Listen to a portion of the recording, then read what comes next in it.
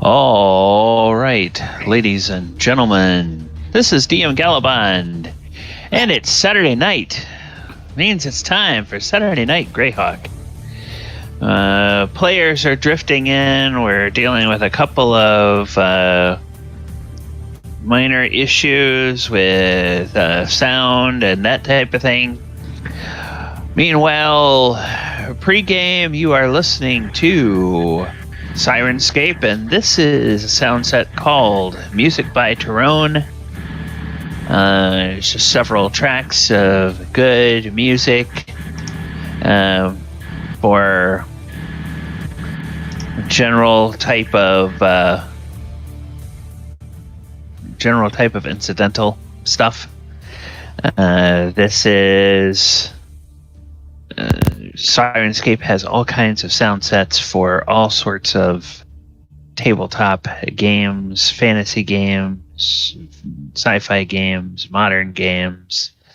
And when I was looking tonight, it looks like they've added a lot more because there seems to be a lot more sound sets now than there were last week. So, that's good because our adventure is hotting up. All right, so let's do another little check with Jason. Jason, can you? Do I sound better to you? No, you still sound far away. Yeah, I checked what I could. It all looked okay. Does that sound that way for everybody else? No, Casca said he could hear you fine, but I'm looking at the Discord settings that I have, like user volume and stuff like that, and I have you set the same as everybody else, the same that I normally do, and you're not coming through loud and clear the way you normally do. So, sounding better to me. Yeah, I heard him pretty good, I thought. I'll keep messing around. See if we can make it any better. You started cutting out a little bit. Yeah. Get a little feedback. All right. Well, yeah, maybe it's. Oh, I wonder, Jason, if you have two devices trying to use your microphone at the same time, and that might be trying to do something. Okay, I'll check. Okay. All right. Meantime, what I'm going to do is, since Tony is with us, I am going to go ahead and do a recap of what happened last time. Last time here on Saturday Night Greyhawk, we finished clearing out the tower. The PCs won the battle against the former tower defenders. They took some captives and they questioned those captives. And to a person, it became woefully clear to the party that everyone defending that tower had signed on to fight for the forces of evil. And so, with the blessing of the cleric of Clangeddon, the paladin was summarily tasked with passing judgment and executing the prisoners. And they were buried in a shallow grave outside of the tower. And in the first night after the battle, while the party was resting and trying to heal some of their wounds, there was a disturbance outside. Nobody went out to check on it, and when one of the characters peeked out an arrow slot, they saw a giant lizard over there kind of rooting around in the area where all the bodies were buried. And then it went after a while, it apparently ate its fill and went away, and there was no other disturbance in the night. So then the next morning, they cataloged all the treasure, and Tony, for your sake, there is a single sack that looks kind of familiar to you, and some of the others tried to open it, and for whatever reason they couldn't open it.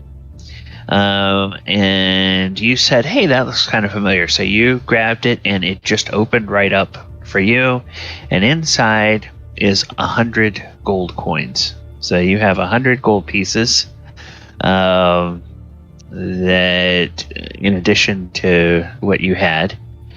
And there's also, is Marcel with us this evening? No, Marcel. No, I messaged him because I saw him on there a while ago, but okay, he's still on. He just hadn't responded back. Okay, all right. There was another similar sack that was for Arcturus, and nobody else could open it, but Arcturus can open it, and it also has 100 gold. And that is because, Tony, I kind of forgot something when I was helping you make your character, and when I was helping Marcel make his character, that when you come into the game leveled up, I give you some extra gold to equip yourself, because if you've already gained a level, then you've been adventuring and you probably have some more gold, and that may mean you have access to more equipment. So feel free, if you find anything that you want to buy with that 100 gold, you can spend some of that on equipment that, oh, hey, yeah, I had this. Like if there's an extra weapon or something like that that you need, that you didn't have enough for in your initial allotment. All right, so that is what they found in the tower. Then after searching around, they discovered a secret entrance that was located in the room of the boss over here in this area, and they saw that led to a tunnel. They found some more treasure and stuff down at the bottom of that. There was a shaft that goes down about 30 feet, and they found a room down there with more treasure and a tunnel leading off. They went through that tunnel and eventually came to a cave where there were two more tunnels leading out of it, one that looked like it led up, one that looked like it led down. They decided, let's go follow the tunnel leading up, and they came to a cabin that is some distance away from this whole complex. It's a cabin that appears to be used as something of a safe house. It has a stable and 6 good riding horses, along with a bunch of feed and evidence that people regularly come here and take care of the horses, following the same path that you guys took. So it seems like this is something of a of a way that they have in and out of this complex, which explains why everything was locked up in the tower, and there was no apparent way in or out, and yet there was a bunch of people that were hanging out in that tower. So there is apparently a way in and out, but it's just a secret entrance that you guys have now found. So the question now remains for the party. You are at this safe house, or safe cabin, I should say, and you are, you're at this safe house. You have a You have a... oh, no. All right, that's not what I wanted. I thought I had created an RP slate for us, but I have not. So I'll just go back to our... I'll just go back to the tower for now. All right. The question is, do you all want to take the horses and head towards Nulb, or head back towards Hamlet, or go back and check out that tunnel leading down that you passed and haven't investigated yet? So those are the choices before you. What are the choices again? So we just cleared. They just cleared out the tower. So what were the choices? There's another tunnel that goes down from the underground passageway we found that secretly connected the tower we just fought in to this house with the horses. And there's the exit with the house of the horses, and there's also a lower area in the tunnel we could go down. And also just so you know, we with the stuff we got, there were 2 sets of plate armor. So we passed one on to you and one on to Marcel for Arcturus. I don't know if that's something we should clear up right now. And I put it in chat and no one said anything, but does anyone object? I had asked Arcturus to hold on to that masterwork broadsword, bastard sword that we found in the moat house a while ago.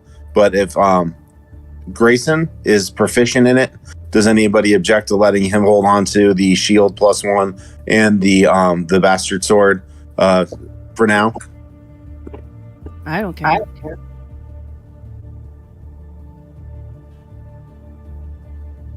Okay. No objection. Thank you. Yep. Okay, I put it in my thing. So you'll have to work out the AC change, and the masterwork gives you a +1 to hit, not a +1 to damage. For this, are we? What do you think, Quint and Talon, Vin, like Archimedes? Like, should we go down the tunnel and keep searching lower, or should we set up an ambush up here and then go to Nulb and then down? Like, what do you think is the best option? I really think we ought to check out that other tunnel, but I kind of wonder if we shouldn't have some of the gnolls bring the cart and the horse around to the safe house and guard here, and then have some guarding in the tower or down below in that first chamber we found. So our backs are covered either way.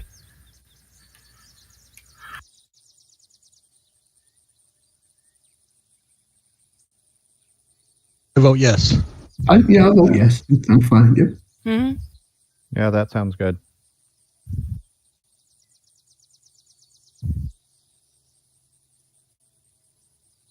Okay, so did we agree that we are thinking that Tony or Grayson would get the plate mail? So and the bastard sword too. I think this. And the bastard sword, yeah. Yeah, there were 2 sets of plate mail, so the only 2 people who could wear it would be Arcturus and Grayson. I already have it. Nico already has a set. Okay. I don't know how. I have chainmail now, so should I just hold on to that till the end of the adventure, then update the sheet, then make it easier? Well, you have a chance to change armor now. And it's the same. It's field plate, right? It's not the ceremonial, like riding on the horse's plate. Yeah, it's it would be field plate, because it would be stuff that the commanders would fight in. So field plate. Let's see. Let me take a quick look in here and see what that's going to do. What the difference is going to be for your armor class from chainmail to that. It's funny, they list plate mail 3 times. Field plate, full plate, and regular plate mail. Yeah. Actually, it's going to be just a regular plate mail. It's not going to be field plate. Field plate is fancy. This is a fighting man's armor. This is not fancy armor. And then the full plate is the jousting armor. So, yeah, you're right. You have 3 different versions of plate mail. Okay, so I really don't like the way 2nd edition books are organized, because stuff that is logical to be put together is not put together. Like plate mail's AC4. And then what's chainmail? Chainmail by itself is 5, so it goes down by 1. So he would go down by 1. So Grayson, plate mail by itself is 3. Plate mail plus a shield is 2. Bronze plate mail is 4. So his just the armor by itself. So his rear AC that doesn't take his shield and doesn't take his dex would be a 3. His no shield AC would be I think it's a 0 or a -1, because I forget if he has an 18. He was at a 1 with chainmail. So just tell me, what's the difference? Because it's not the bronze; it's just regular chainmail by itself is a 5. Plate and then by itself is a 3. Is a 3, so it goes down by 2. Okay, and then he's got the shield plus 1, so he'll get another 2 off of that. Okay. So, plus whatever his dex adjustment is. Yeah, tracker. So, he was at a 1, so he'll go down by 2 for the male, so he goes down by 4. Wow. Am I a 1? So he goes to -3. -3. -3. The no dex bonus, that goes down by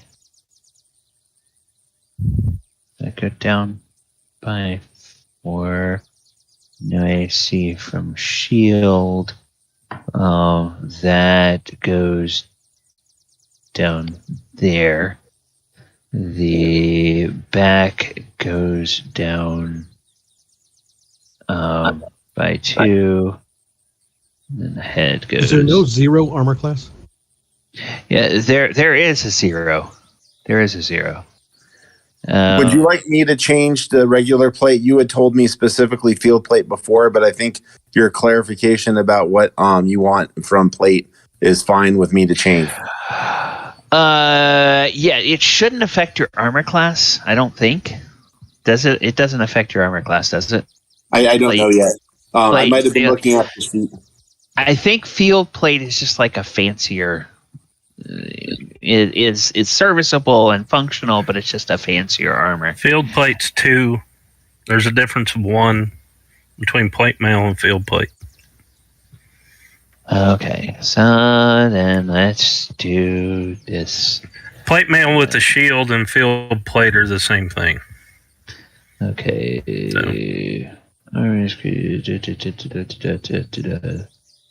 Okay. Armor. 27. Okay.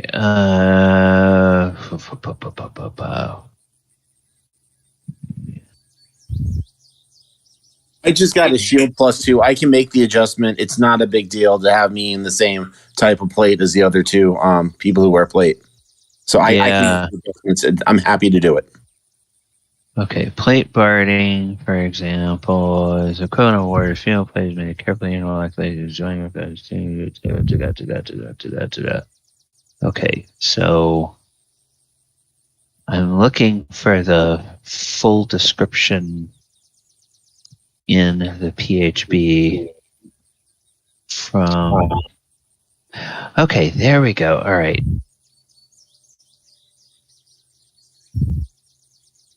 Field plate's the most common version. Oh, field plate is the most common version? That's what it says here on page 75 of the. I don't know if this. It's the one with the guy on the horse with a sword edition. Yeah, I have the revised one. So I'm a 75. Let me go take a look. It's going to be slightly different for you then, maybe. Yeah. It says plate is a combination of chainmail, a chain or brigantine with metal plates. Field plate is the most common version of full plate armor, and full plate is the impressive high Gothic armor. And you had me in field plate. Okay, then yes, let's keep everybody in field plate. Okay, so field plate by itself is a 2. Field plate plus a shield is a 1. Okay. All right, so I think we have it right here for Tony. Okay, I think we have your armor class right. It's just I own the equipment. I need to go back and change this to field plate. Okay. I was just looking at I was presuming because of the pricing that plate mail would be the most common because plate mail is 600 and field plate is 2,000 in terms of price. You know, it's like, okay, all these enemies bumping around in plate mail armor. Would they have the super expensive stuff, or would they have the? But I guess if that's plate mail's probably the most common. Field plate's the most common of full plate mail. Yeah, the full plate's the ornate stuff. So right. Okay, well we'll just leave it for now. I'm tired of messing around with it, so just leave it like it was. Nico and everybody will. No. That's okay. It is more the fault of this edition going, okay, there's all these different variants of this armor. Just make one version, damn it. Okay. All right. Now, so you have a decision to make. Which way are you going to go? Was it Quint or Talent's idea, or is that Archimedes for the locate the wagon, talk to the gnolls, and have them lock up the tower and bring the wagon down to this house? That was my idea. If it was a good idea, it was mine. If it was a bad one, then it was somebody else's. Whatever. So it was Talon's idea, so but it sounds like it makes sense. So and plus, there's food here for the horse, so it might be worth bringing it down here and having it down. I think we should split them and have like half at either in the tower or in that first chamber with the elevator, and then have half here at the safe house, so nobody's sneaking in behind us easily. So have both of them locked down with like 1 or 2 down in the tunnels as like guards to give an alarm. Yeah, kind of. Yeah, I just don't. I don't want us to be in that other tunnel and then something's coming in and we getting pinched in the middle or something. Yeah. I just have them as pairs. 1 pair up, 1 pair below, 1 pair to the house. Well, until Arcturus joins us, so we could have Arcturus at 1, the Gnoll chief at the other, and half at the 2, with one of the Gnolls, the mercenary captain at one of them, with one of the Gnolls or 2 of the Gnolls down in the tunnels, ready to split up or be messengers back and forth between the 2 locations, and to us if we need it. I would rather keep an eye on the mercenary since we're paying for him, and we already know the Gnolls. We don't know this guy yet. Yeah, do you want to bring him down the tunnel with us, or do you want to leave him with with the Gnolls? No, I'd bring him with us. That way we could use him as a meat shield. Yeah.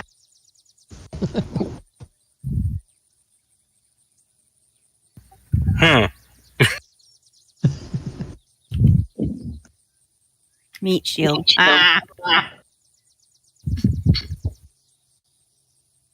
Quint, from your tracking experience, does it seem like the horses have gotten here, or that they've been waiting here a while? Because does it seem to you that like the tracks might show every certain number of weeks or days that there's travel, and we could guess when the next group from Nulb is coming over, or if the people who are here were supposed to go back to Nulb soon.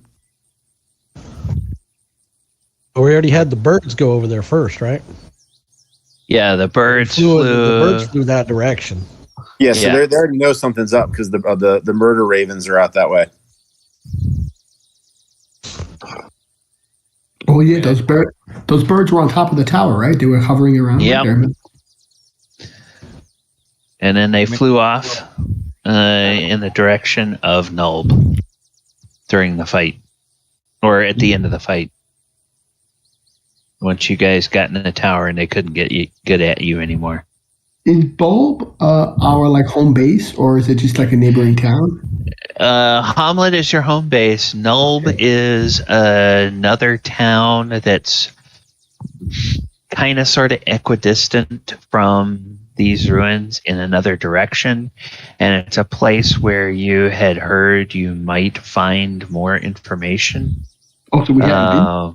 Okay. You haven't been there yet, no.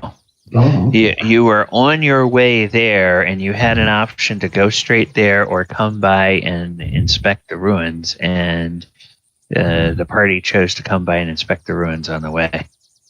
Good question. How far, do we know how far, like a day's travel or hours, Bulb would be from this destination? Do we have any? Yeah, let me get our big overland map for you so you can see. All right, so you guys are here, where it says evil lurks here in the middle of the forest. And your moat house is down here. Okay, so that's where you had gone, and then your home base of Hamlet is down here, over at the bottom of the map. Now, where Nulb is almost directly due north of where you are, but the road goes along this way.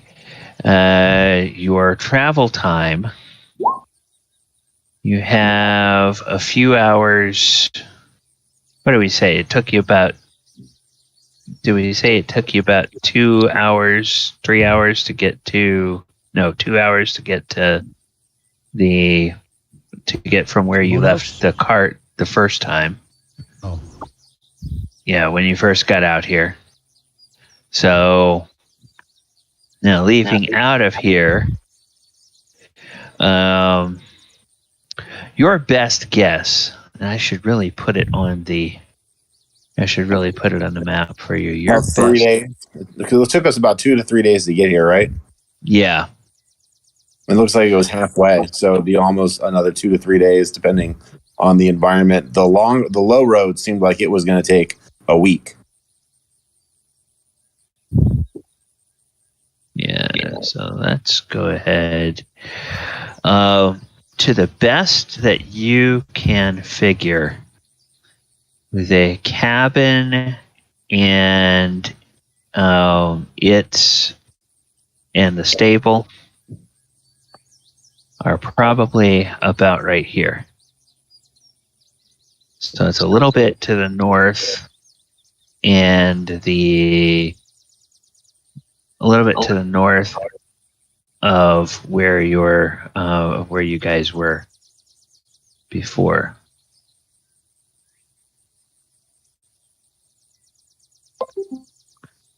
So, and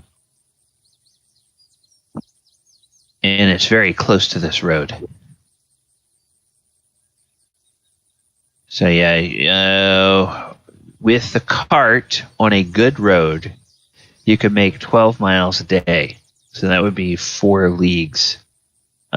These places where the road shows it's in disrepair, it halves that speed. So it's going to be it's going to be 6 leagues a day, or 6 miles a day there. So approximately that's 1 and 2, so that's 1 days of travel. And then there would be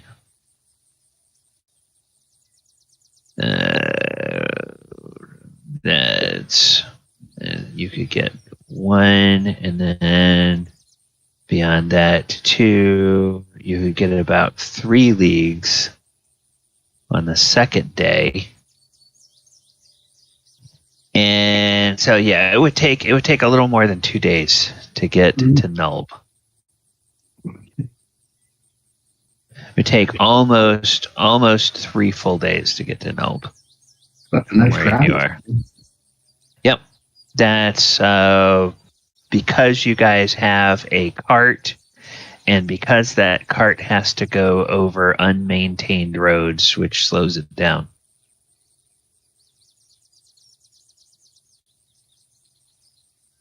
So does anyone object to Talon's suggestion that we do the lower tunnel, and have any other ideas about how to split up the forces to guard both the tower and the little cottage, or at least to have scouts watching both and having the gnolls in a safe spot together?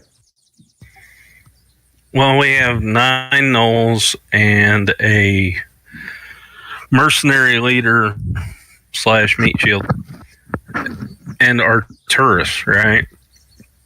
So put 5 in the tower and 5 in the safe house, and bring 1 with us, which is meat shield. Sounds like a plan. Yep. So yeah, I guess. And we don't really know how far down it is. We can always. Is it like a long stairs going down, or is it like? Can we see? Like, is it lit? Like. Yeah, you just saw basically the top of that ramp. You passed by it. There's not really a map of that area, but the cave is somewhere around. Let me get back to the description there for you guys. The cave. Tower area. Tower 4. Area 4. Whoops. Okay, no. Area 4. Okay.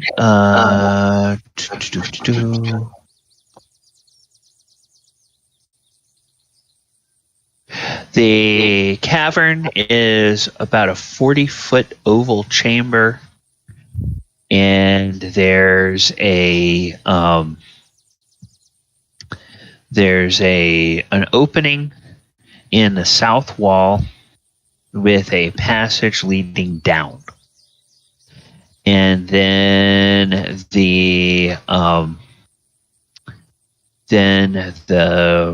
area you took was out kind of the east and north side of the of that little 40-foot oval chamber, and that leads up, and that's the one that led you eventually to this place.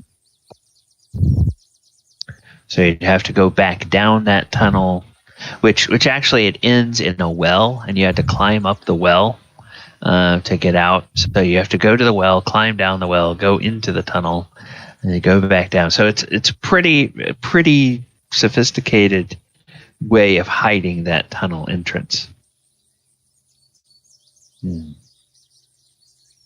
I think we should assume that wherever the birds went, they're going to be alerting somebody that something happened here, and we should figure on some visitors here. I don't know how soon, but keep that in mind. I think we should explore the lower tunnel, but let's not dilly-dally too much. Okay. And Jason, you sound much better. So whatever you did.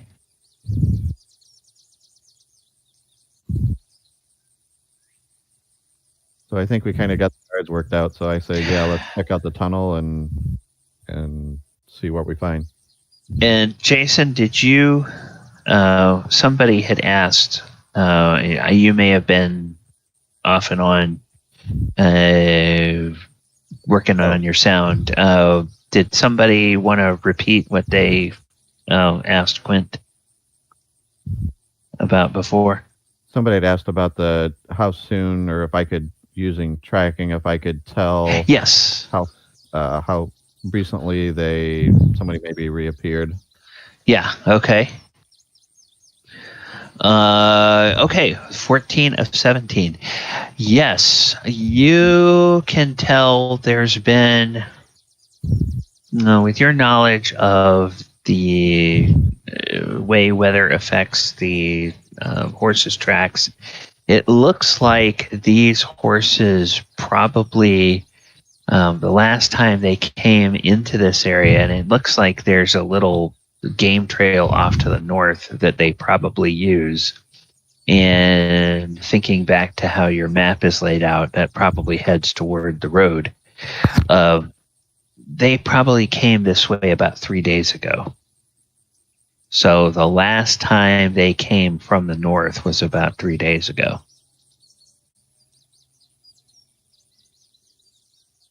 And you would guess that they probably go back and forth to Nulb. Or someplace beyond Nulb.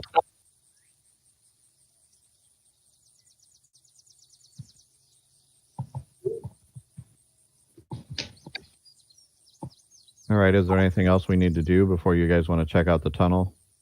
Is everybody up to strength? Do they need to take a rest or anything before we go down? Or No. Let's do it. okay. I would like to take a board down to put from one rung to the edge of the tunnel so that I don't have to get tossed across. Oh, okay. Yeah, you can find a board and Aww. take it down. Nico appreciates your insight because he also didn't like jumping. Yeah, I Okay. don't either, so.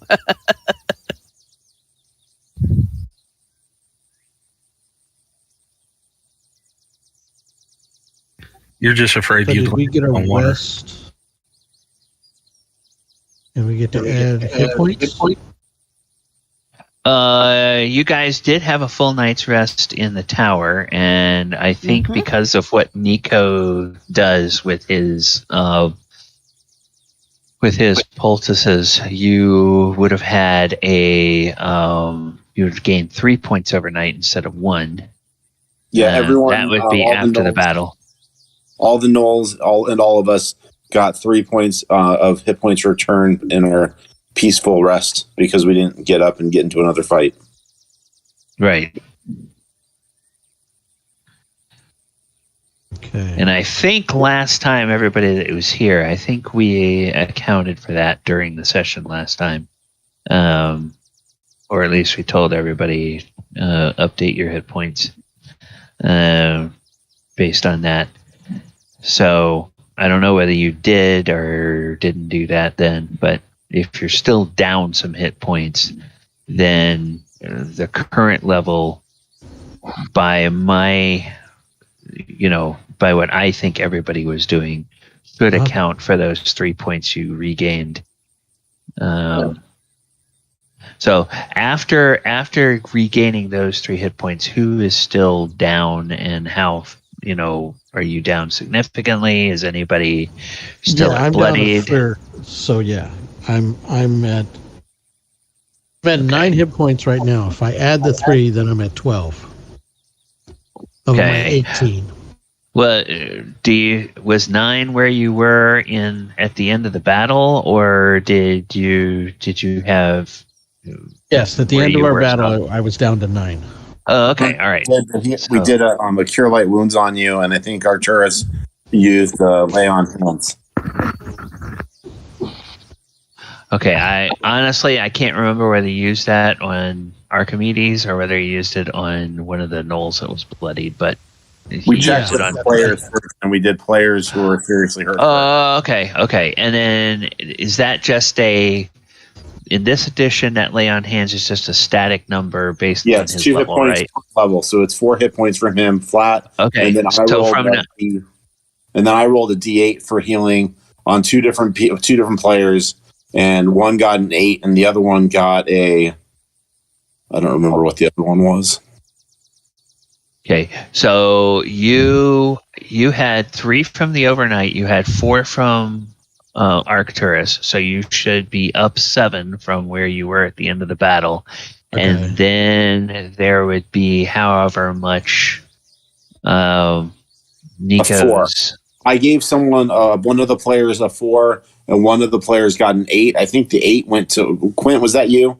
I got some healing. I don't remember what it was. Yeah. Okay. So well, I'll be at 16 to my 18 then if I got the 4.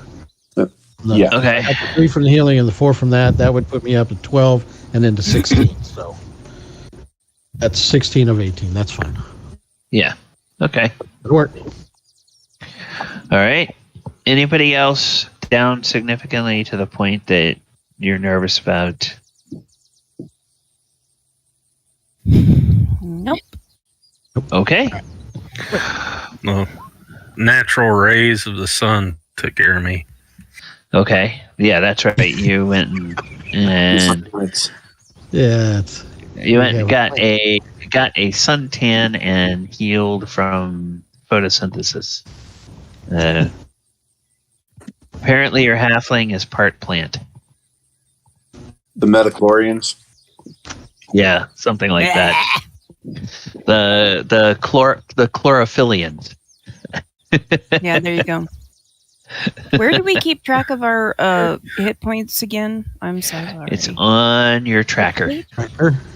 Character sheet info. Tracker. Okay. Tracker. Ah, it was hiding. Nope, I'm all good. All right.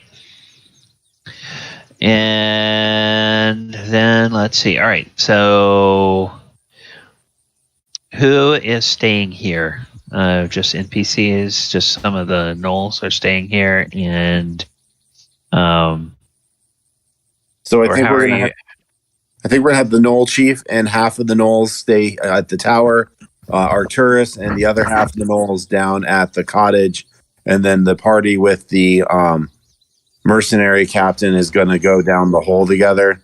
Although the mercenary captain can't see in the dark, so would it be better to leave him with Arcturus and bring a pair of Gnolls or something?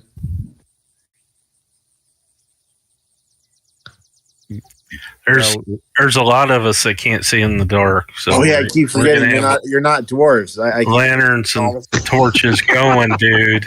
Nico almost thinks that you all are great as dwarves and keeps forgetting. So hey, I am not a giant. It's okay. So I think we're leaving half and half with the Gnoll chief in charge in one area, Arcturus in charge in the other. And if something happens, they can send one of the Gnolls as a runner underneath to tell the other group and bring back reinforcements, and then or tell us. Okay. Well, it's kind of my thought, if there's going to be any company from Nulb, they're going to come to the safe house. So we could probably just get by with just a couple of the Gnolls down, in the chamber where the tunnel is, and then everybody else at the safe house. So lock up the board up and lock and secure the tower. Just leave 2 Gnolls there just on watch, and then have them rotating with the underground so that people can get their rest cycles, and the rest at the cottage. Yeah. Okay, that sounds like a better plan. Matter of fact, they could just rotate up through the well. Just put 2 down in the tunnel, and then the rest in the safe house, and they can rotate through the well. I think they'll fit. Well, the reason I was suggesting leaving someone at the tower is they can have the building closed up and have 2 of them in the tower rotating, walking around, looking out the arrow slots, watching for anything that happens there. And if somebody comes, they could flee through the tunnel to go tell the people in the cottage. Yeah, that'd work too. and then have like 2 in the tower, 2 in the tunnel, and then the rest at the cottage, and they can just rotate who's where, so nobody's there like spending a 12-hour guard shift.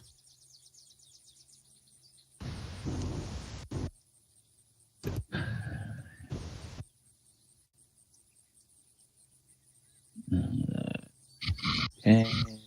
And they're going to bring the cart and the treasure and everything down to the cottage. Okay, so that's what we're gonna do. We're gonna do this. Let's double check here. I need info. I need trackers. So 16 and -3. So we're gonna do this.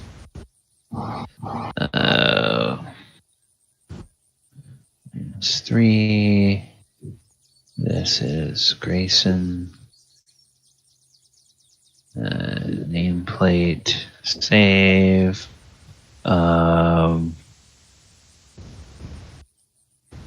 going to edit this for right now. That's your...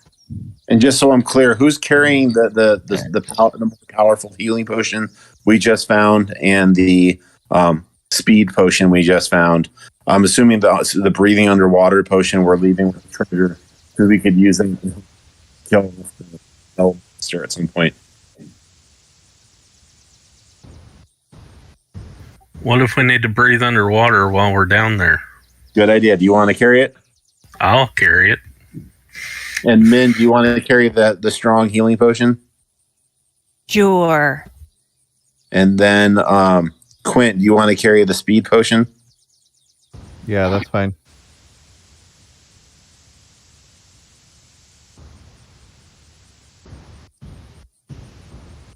Okay, where is our...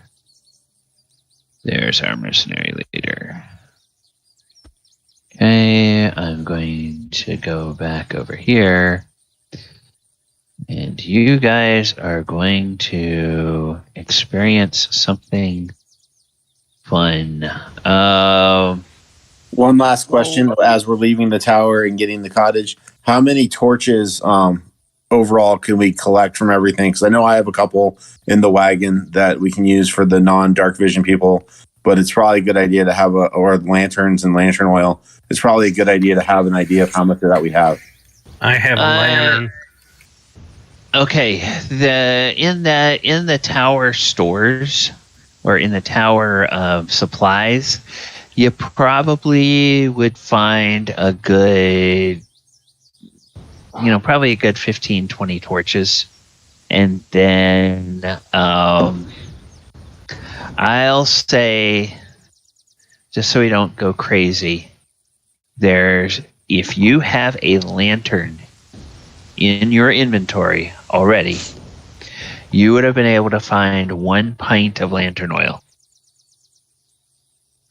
But there's not like a whole bunch of lantern oil laying around.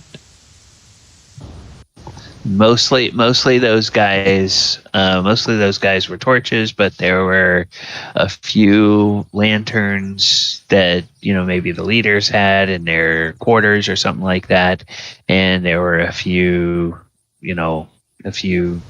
things of lantern oil around. So if you look at my character sheet, and this is unchanged, I have on it lamp oil times 5 flasks, 1 in my backpack and 4 in the cart. So we also have 5 flasks of lamp oil. Right. So if you have a lantern... I don't have a lamp or a lantern. I just use that. Right. But any PCs that do have a lantern, there is oil. There's at least 1 pint of oil that was found in a tower, plus anything that Nico already had. I started out with 5 flasks of oil myself, so... Okay. And I have a lantern. Okay. So everybody look at their equipment on their character sheet. Does anybody else have a lantern?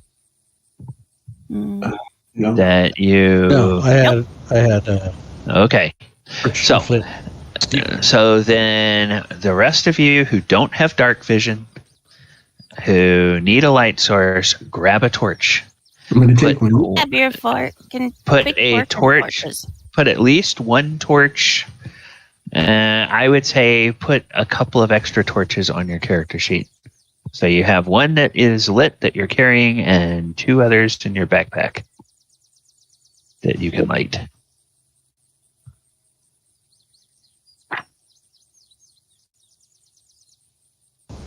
This potion of healing, was this a greater potion? What was it again? Yeah, it was a greater potion, I believe. Okay. Okay. What we do is we look at the treasure sheet. That will tell you what it was. So let's see. Is this one we just found, or is this one you've been carrying for a while? No. This is the one we just taste just tested. handed last. her. Extra healing, not greater healing. Okay.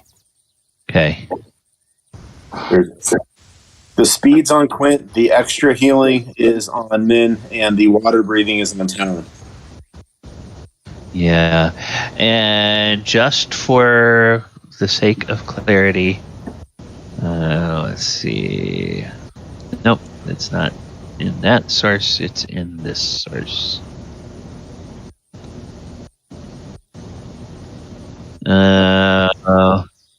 Potion of... Okay. Oh gosh. Stupid thing. Potion.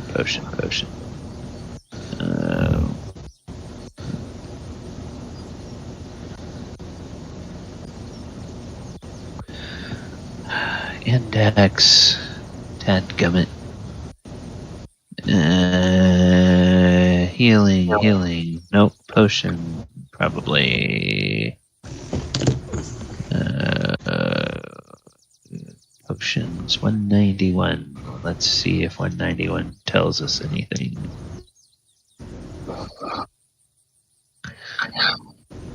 Okay, come on. List of potions. Extra healing. 3d8 plus 3. Okay. 3d8 plus 3? Yes. Restores 3d8 plus 3 hit points of damage when wholly consumed, or 1d8 points of damage for each 1/3 that is drunk. So notice it's not 1d8 plus 1, it's just 1d8 if you only drink a third of it, and it's 3d8 plus 3 if you drink all of it.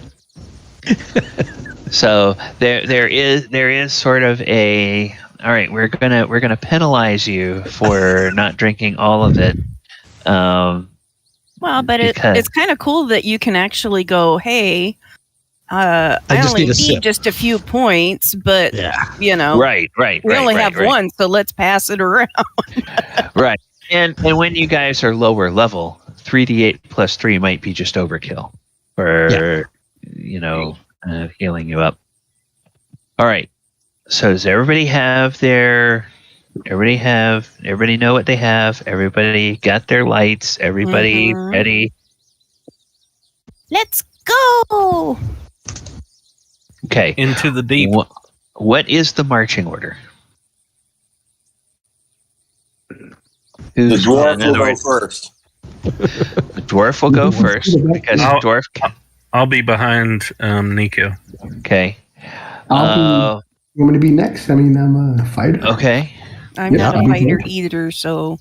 You need the light, and so it might be great to have you as the rear guard with a torch or something, so that way, if something comes up, you're a stronger fighter.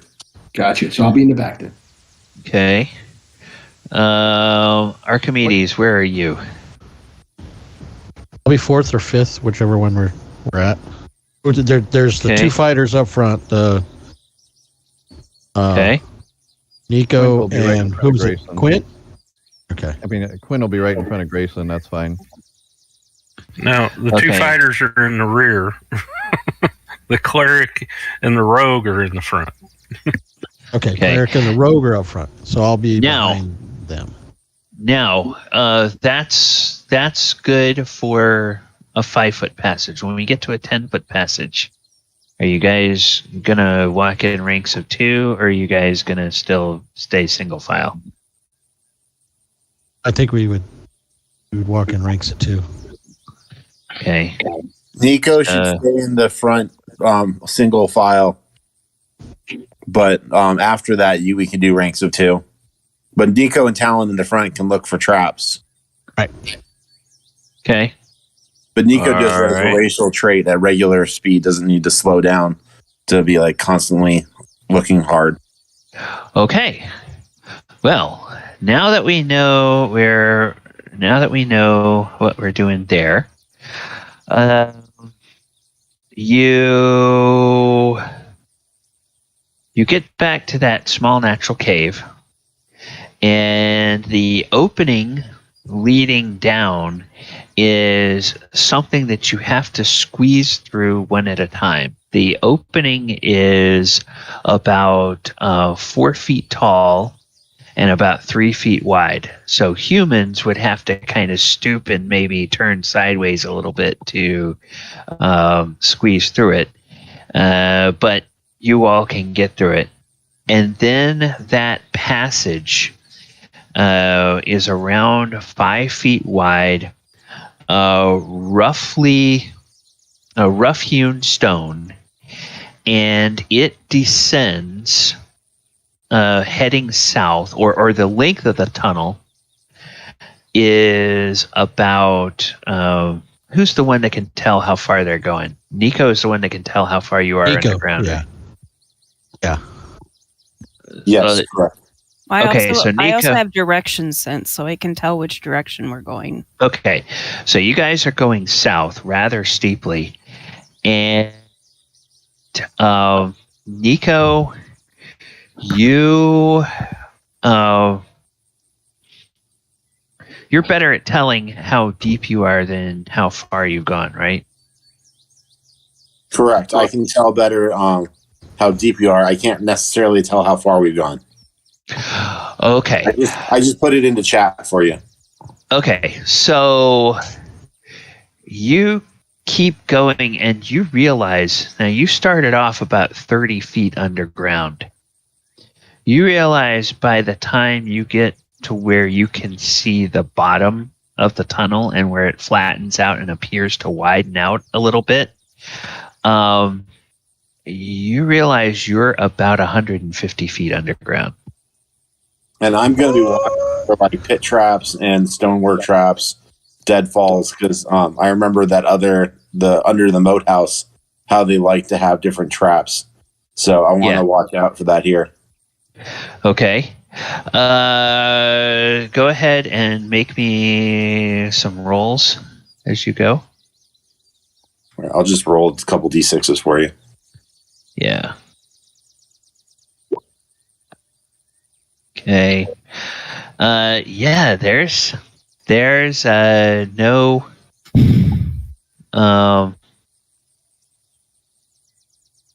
okay. The greater slope. You realize that while this tunnel has gone down about 150 feet or 120 feet, I should say, actually, from the top, it has traveled a distance of about 600 feet. So it's a pretty steep grade going down. And no traps, no shifting walls, no pits or deadfalls or anything like that that you can detect along the way.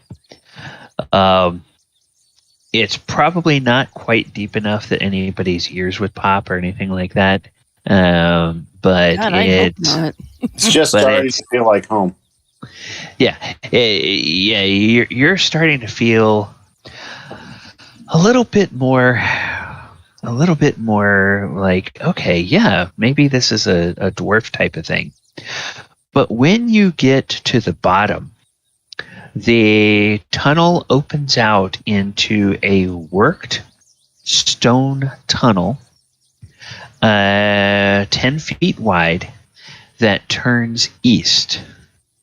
And you are, in fact, everybody's going to see darkness for a moment, but you are in fact friend. you in fact are right here. Yay! So the tunnel goes about 15, 20 feet, and then it makes a sharp turn to the left, to the south, or to the right, to the south.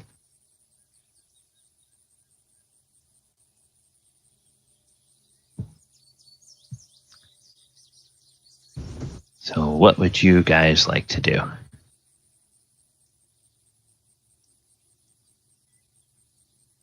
I'm assuming Nico will stay in the front and keep an eye out for traps and pitfalls and stuff. Does that everybody else or anyone else has a rope in case I do fall down something? You can drop a rope to me. Yeah, I have 50-foot of rope and a grappling hook. All right, thanks. So Nico will stay in the front and keep looking for pits and traps and sliding doors and everything. And if Talon is following along and there's some light a little bit behind me, he could be looking for traps as well.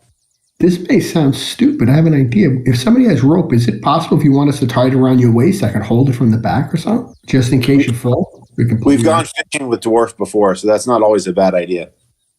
We've gone what? The crayfish, we tied a rope around the dwarf and used me as bait.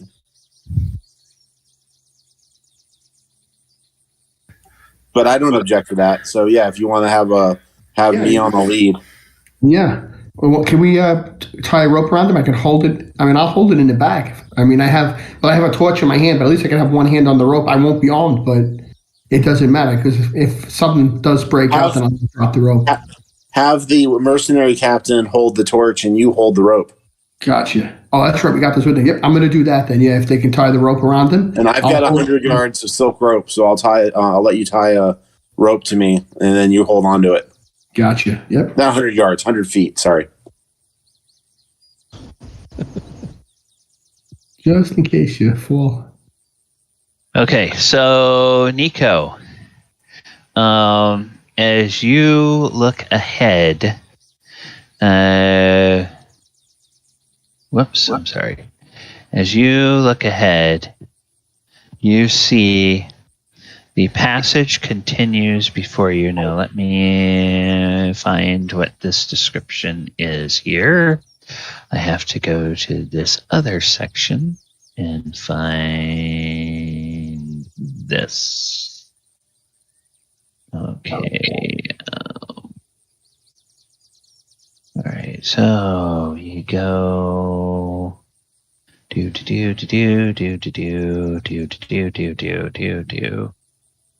All right. Why is it doing that? Secret passage leads to a okay. Okay. Yes, this passage is of worked stone. It's 10 feet wide. The ceilings here are 15 feet tall. And it looks to be of, I mean, it's not new stonework. It's been here for a while.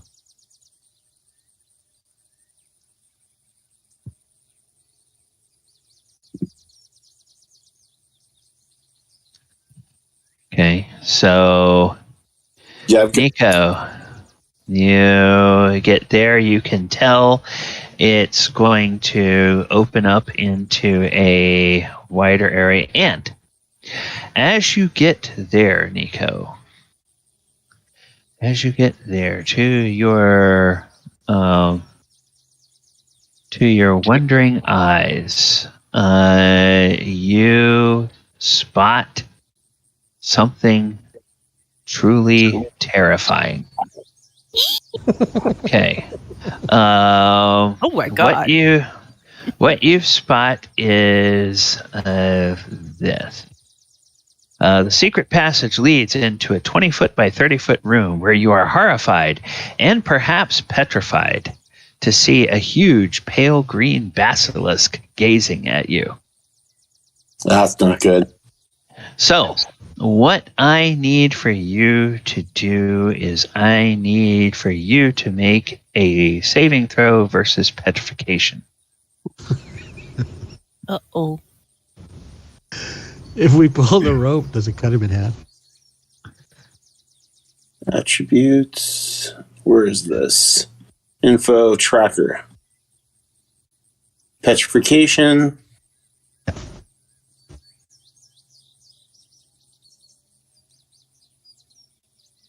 Yeah, I'm petrified. Yeah. Unless I've got a what's it called? An inspiration left. Do you have it on your sheet? I think I'm out. I used one when I didn't need to because I'm immune to command, and I forgot that, and I rolled the inspiration on that one time. Liette commanded me. I give you mine. I'm just kidding. I have no idea. Archimedes, do you have one, and would you like to give it? I don't know. I don't have anything. Yeah. Quint's got one. He'll give it to him. Okay. You can make that try again. Yeah, make 15. It. Okay. As you're horrified, and you think you feel your very skin turning to stone, and then you realize there's something kind of wrong with the way that basilisk looks, and then you realize you can see the back wall through that basilisk because it wasn't really even there. However, what was there is a now I have to draw. Golly, I'm supposed to draw a line here. Damn you, Gary Gygax, making DMs draw stuff on the There's a map. tiny bit of ammonia smell near Nico. Yeah, there. What you do see is from the back wall, you see a runnel of flame that seems to magically light up, and oh, come on. That's yeah, okay, I'm sorry. That is right. That seems to light up and seems to run out to here. And then it seems to run over to this corner here. And it seems to run over to this corner right next to Nico. And there are now flames that are, how high are these flames? They begin from the eastern portion of the chamber and spreads rapidly, and it creates a line of brightness, and then sends fiery streams into a pair of large cressets just at the corners. The cressets spring into leaping flames, illuminating the whole area. So, after the oil burns off, it basically, that oil burns off, and what you are left with is two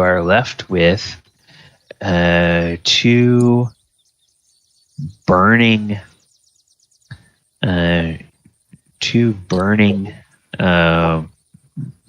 braziers that are kind of just set into the floor. That illuminate this whole area very brightly. Cool. Way to go, Nico. So, Nico, what is your reaction? You're not taking fire damage from this, but it's like you probably wouldn't want to step in that brazier. So looks like he's not petrified, but he's standing there for a minute collecting himself. Okay. Because that was frightening. Everybody else, you hear this like, it's actually, there's not much noise to it, but this flaring light flares up, and then you see those of you in the hallway, Quint and Min and Talon, you see little jets of flame running across the floor, and then they get to these things, and now these big pools of liquid are burning. And you hear Nico say, "Flaming giant bollocks." Okay. I can't be drinking stuff when you say things. You're always peeing yourself. Why don't you just pee on them? The smell of ammonia is starting to show up a little bit. Okay, Nico, I need you to be a little bit. I need you to be a little bit more specific, Nico. You say flaming giant bollocks. Is that? That was flaring, because every time I use giant in a phrase, because dwarves hate giants. No. But more is that a flaming giant bollocks, or is that flaming giant bollocks? All right, so it would be more of a grunting, like I just got punched in the stomach. Flaming giant bollocks, and then like he's rubbing his forehead like, oh crap. And then he waves people up. You need to see this. Smart people. Smart people. Okay. I'm smart. You are. Maybe. There was a basilisk here a moment ago, and by Clang Adden's will, I was not converted into a statue of stone to be crumbled at the touch of evil. But now it's gone, and I don't understand. And then there was a wave of fire along some lines, and now there's these two flaming pits of fire that I look over at, as you're saying those, I look over at Talon and kind of circle my finger around my ear a little bit, like, he's been hitting the happy sauce. Speaking of which, I put my shield on my arm for a second, reach down, grab a flask, take a swig, put it back. Dwarven medicine. And you see that I'm all like, I'm a little bit pale. Like I just had, like, I am more scared than you've ever seen me scared. I know what would help that fear. We just cut that beard right off. No. Okay, now I'm starting to get a little flush. Is Vic there? But yeah, Min, Archimedes, there's these two circles of fire now, inset into the ground, and there was, I have to assume it was an illusion or something, but there was a basilisk here a second ago, and then it disappeared. Wow, that's kind of scary. And I look around real quick to make sure there's no like pit traps or traps so they can come up and they can look around. Okay, you can go ahead and give me a check. And why don't everybody else roll me a d6? That's or I should say not. I should not say Grayson, with the exception of you, because you're hanging back. Everybody else can roll me a d6 if you are in. I do not see any sliding, shifty walls or rooms, if there are any, but I do notice pit traps or deadfalls or stonework traps, if there are some. Nice roll, Talon. Okay. Nice roll. You don't see any traps. You don't see any traps, Nico, but some movement catches your eye. And there is a door here, and that door seems to open of its own accord. I step in front of Ben and my friends to be the one that gets attacked if somebody attacks. Okay. In fact, if I have the ability, I'm going to cast a spell, but I don't know how much time we have, and so I don't want to mess with the timing. Okay. Those of you who can, Talon, You and Quint, I think you both have the hear noise, right? I don't. Okay, Alan, you have the hear noise. Archimedes, do you have the hear noise? Archimedes does. Okay. I believe so. Talon and Archimedes. Okay. Talon and Archimedes both make a detect noise.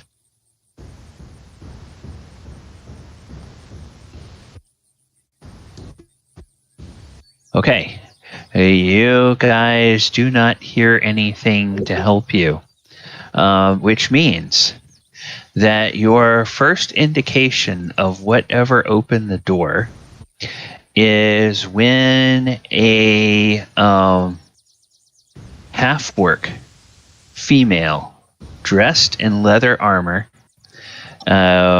appears because she has just swung a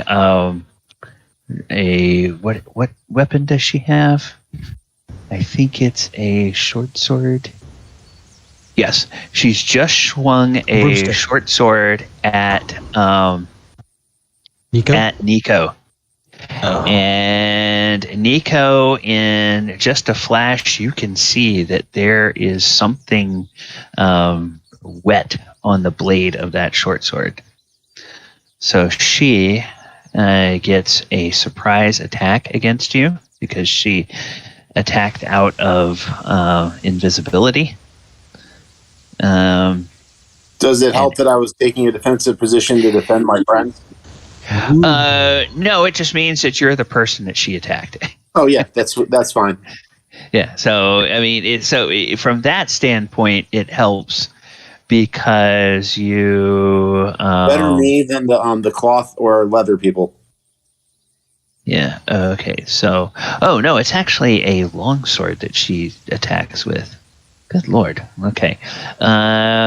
So let's see what she. Let me see. Now I have to look up in this edition for invisibility. Do you get any kind of bonus to attack from invisibility? I don't know that you do because it's a minus to attack someone who is invisible. Yeah, but if you are the invisible one, you don't get any bonuses on your attack. Just the fact that other people can't see you, right? Yeah, I think it's just that you get the surprise, and that's the first. There's no initiative. You just get to go first, and then create surprises and unexpected encounters. Careful, invisible creatures, invisible to everyone, including itself. Visible characters have okay. When attempting detailed, okay. Are invisible to friend and foe unless carries exercise. Okay. Yeah. All right. So invisible, not automatically silent, right? Okay. So that's why I made you roll for that. Right. Okay. When you're attacking somebody invisible, it's a -4, but that doesn't count.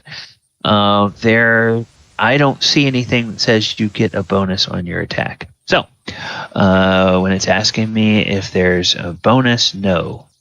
Yeah, modifier, no. Okay, so it hits. I need to have. I'm a -4 now with the shield +2. Yeah. Yeah, that's right. She strikes. She strikes at armor class -3, which means she scores a hit on your armor, and some droplets of liquid come off of that sword, and she says,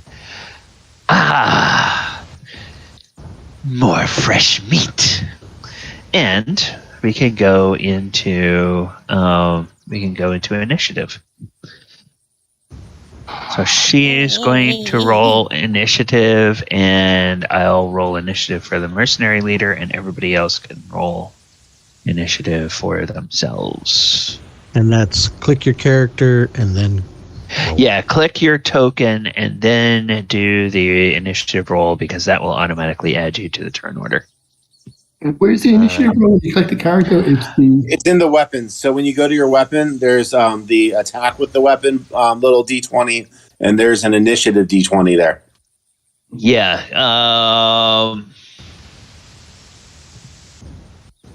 At the end of it. Okay, it's moving in. Character sheet. So. There you go. He's got the roll, Talon. Way to roll. Oh, who's that? All right, Nico. Okay. And then our Merc Leader. Yep, a Merc Leader, and then she's going to roll her initiative. Ooh, man. Nice. Okay. All right, so I have Talon, Archimedes, Quint, Nico, Merc, and Grayson. All right, so goes in ascending order. All right, so things you can tell about this enemy of yours. You can tell that she is a half-orc. You can tell that she is wearing pretty fancy-looking leather armor. You can tell that she has some sort of liquid on her short or on her longsword blade. And you can tell that she has a nice ring glinting on the finger of one hand.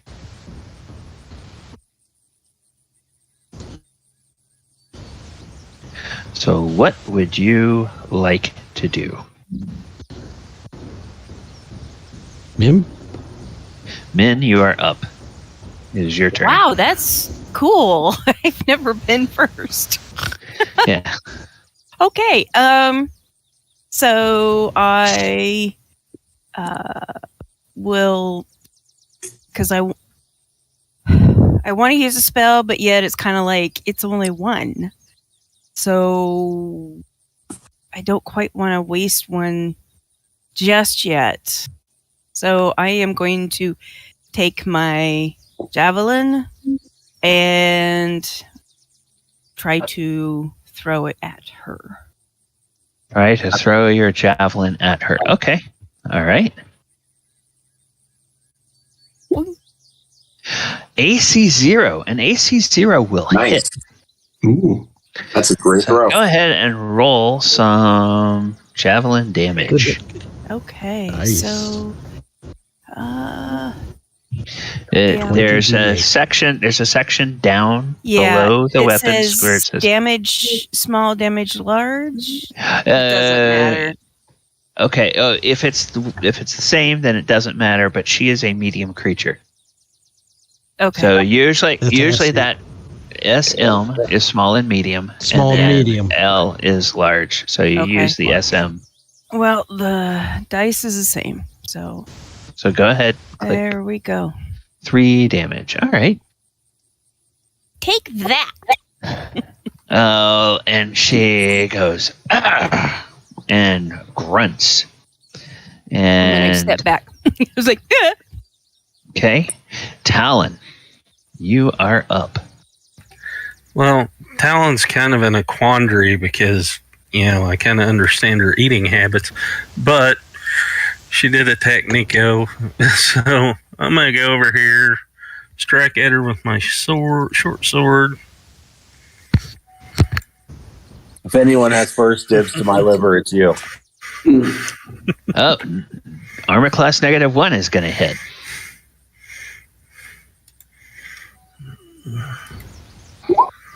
Nice. One damage. Ah! And then I'm going to move back so somebody else can get in there. What is your speed? It's like, well, hold on.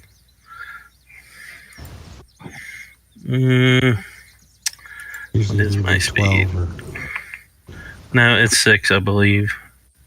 6? Okay. Base speed is 6. Base speed is 6. Mm-hmm. Okay. Then as you run away from her, she is going to take a strike at you because she is faster than you are.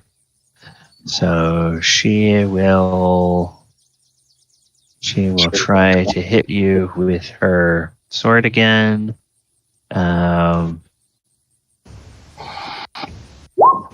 AC of 5. Nope. That misses. And yeah, once again, a couple of drops of something are on her blade. And Burrell, the mercenary leader, he comes running up, goes around, he gets right here. Okay, somebody's breathing into their mic. If you could please mute. All right.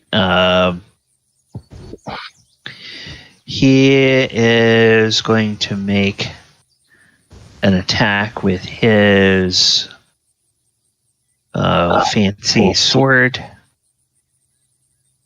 So, ooh, he hits armor class -5. Gosh, the party is striking very well today. I thought you were going to say on fire, and that was a little too soon. And he deals 5 damage. And she... Isn't that a natural 20? Yeah, but in this edition, there's no critical hits. It doesn't do max damage. It's just... We had a discussion first session about what we wanted to do, and we just said 20 will automatically hit. So. Okay. Yeah, the discussion was that what happens to them also happens to us. Yeah. Okay. Yeah. All right. So wait a second. I think I did that wrong. I had the wrong token selected. So she gets the -5. He doesn't get the -5. All right, and he will then slide over to make room for somebody else that may need to get in there. And Nico, you are up. So I'm attacking with my battle axe and my shield. And with the +2 shield, it's a 0 on my offhand, so it just doesn't. I don't have to do a plus or minus. It comes out to 0. Okay.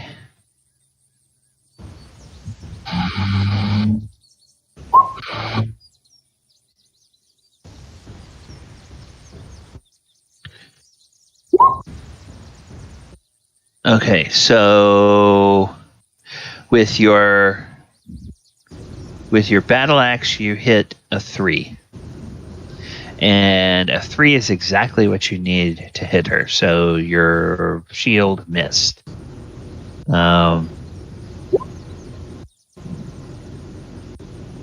Also, I realized something. I realized after we started that I had forgotten to put her on the initiative order. So she rolled a 12 for initiative, so I'm going to put her right after Quint. There you go. All right. So 4 damage. All right, and you missed with the shield. Anything else, Nico? That's all I can do. So I say, beware, there's poison on her blade. Okay.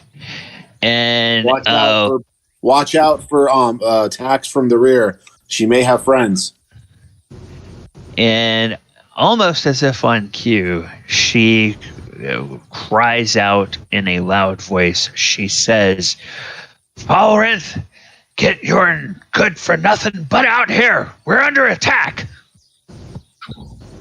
And she seems to shout that at the door across the hall. She's looking in this direction, yes, when she says that. So, Quint. Quint's gonna work his way over here, and he'll attack with his 2 swords. Yeah.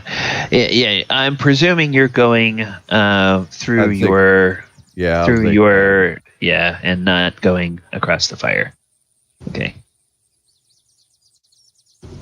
I thought about trying to be dramatic and leaping over it, but I didn't know how well that might. Okay. The 5 and the 8 will both miss. Okay, She's got and then I'm better gonna get armor back out of the class. way and get his longbow out, since it sounds like we might be getting more company. Okay. And his What is speed your base speed? 12. Okay. That matches hers, so she does not get an attack of opportunity on you. Or she doesn't get to attack you as you go away. Then the half-orc is up. And the half-orc will look at you guys. Nico, you look like a pretty heavily armored enemy. Problem is, Burrell also looks like a pretty heavily armored enemy. And Nico, there's just something about you that says you probably are a leader. So she's going to attempt to attack you. She's Take raised out- with the dwarves. It's okay. Yes. I don't like half orcs. Yeah, take out the dwarf. All right. And she clangs against your armor. And you notice now that when she hits your armor, it doesn't seem that there's any drops of liquid on it anymore. So maybe that means that whatever was on there is not on there anymore. Maybe it just lasted that first round or something like that. But she attacks you, and let me see. Does she get multiple attacks? Let me see. Oh, she gets 2 attacks. I need to put something. You would have gotten a here. second earlier. Do you want to take it? No. On a surprise, she only gets 1 attack. It's part of the penalty for attacking from invisibility. She only gets 1 attack there, and she's at that weird level in this edition where she gets 3 attacks every 2 rounds. So 1 round she gets 2 attacks, the next round she only gets 1, vice versa. So this round she'll get her 2nd attack. And then the following round, she'll only get 1 attack. And that hits an armor class 4. So that still misses. All right. And it's still not last. Grayson. Yes. You are up. So now remember, these yellow things are flame. So, and you can go through a square that your allies are in. So, Okay. Let's see. So, what's the closest that I can attack to? I'm going to look right here. you could get right up here into this area, or if you squeeze through Nico's square, you could get here. Okay, so I'm going to do that. You also heard Nico yell that watch out for their her friends, and you heard her yell that for someone to get here, so you could prepare to attack. Yeah. Okay, now where I am right now, that yellow square, that's a enemy, of course, right? No. That's fire. Fine, I'm So you sorry. don't want to walk through that. I'm going to run It's, around. So where's the action taking place? Right, I'm going to go around there. Right here. And I guess I'm going to get close to right there. I'm going to be next to it, I guess. Yeah. Okay. You can do that. And then I'm going to attack. My page is just loading in. Oh, hold on. I'm trying to find my character sheet. It's not loading in, really. Did you minimize it? I don't think I did. Hold on.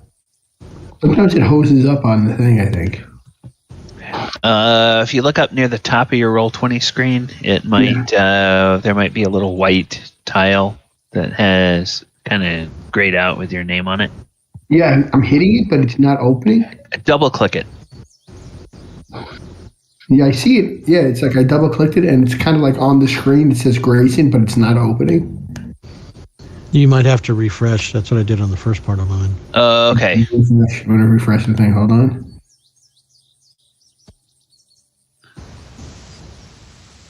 Refreshing the screen. Yep. I'll go back to the character sheet. But I'll let it load in first. Okay. Yeah, everybody's refreshing stuff. If you're having a little bit of problem with that, you can always go to the. You won't get any. We don't get any modifiers anyway. Just go to the die. If you want me to, I have your character sheet open. Do you want to attack with your longsword or your broadsword? It kind of opened right now. Ooh, I'm open now. I got back in. Okay, all right. Yep. Okay. I'm going to attack with the broadsword. I'm going to hit the hit dice right now. There we go. Submit. AC of 10. Okay, that's going to miss. Ooh, all that for nothing. Yeah. Do I get 2 attacks or no? I can't have a second attack, right? I think that's a function of your level, right? That's a function of the level that you are, so I don't think you're high enough level to do that He's yet. got the specialization, so he's got the same 3-2 thing, but I don't remember. I think it's turn 1 is 1 attack, turn 2 is 2. I don't know the sequence. I usually do it that turn 1 is 2 attacks, turn 2 is the 1. So I'm going to do the same thing on your token that I did on the enemy's token. In that little red circle, I'm going to put the 3/2, just an indicator that you get 3 attacks every 2 rounds. So go ahead and make a second attack with your broadsword. All right. And that'll miss. Okay. Yeah. Okay. All right. Archimedes. All right. Well, we will step around. I think that's Talon. Go here, and we will shoot her with the longbow. Okay. Through the fire. Over the fire. He's standing up tall enough that it's not through the fire for him. Nope. Armor class 5, that will miss. Armor class 10 will miss. Alrighty. Anything else? And we'll just move.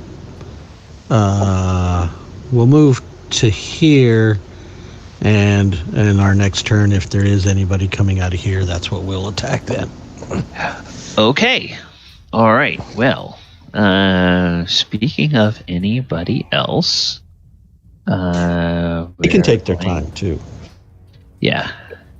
It is the bottom of the round, so I need to go over here and do this, and then I need to... Whoops. I need to open a couple of character sheets. So we'll open that character sheet, which takes forever. And then we open that character sheet. And we roll some initiatives.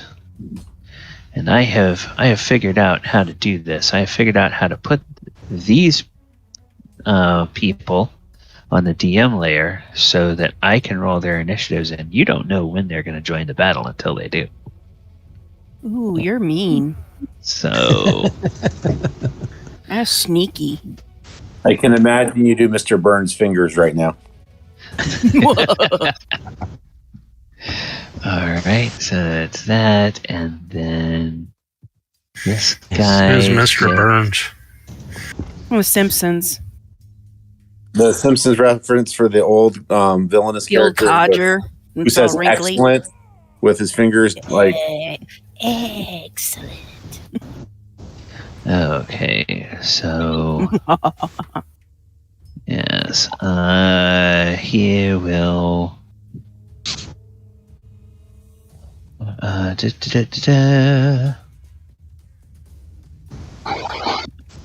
Let's see. Aha, there we go.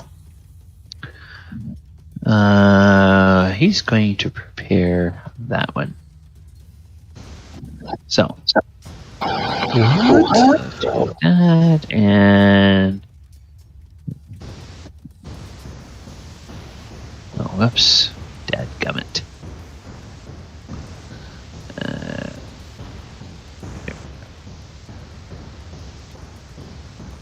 And decrease.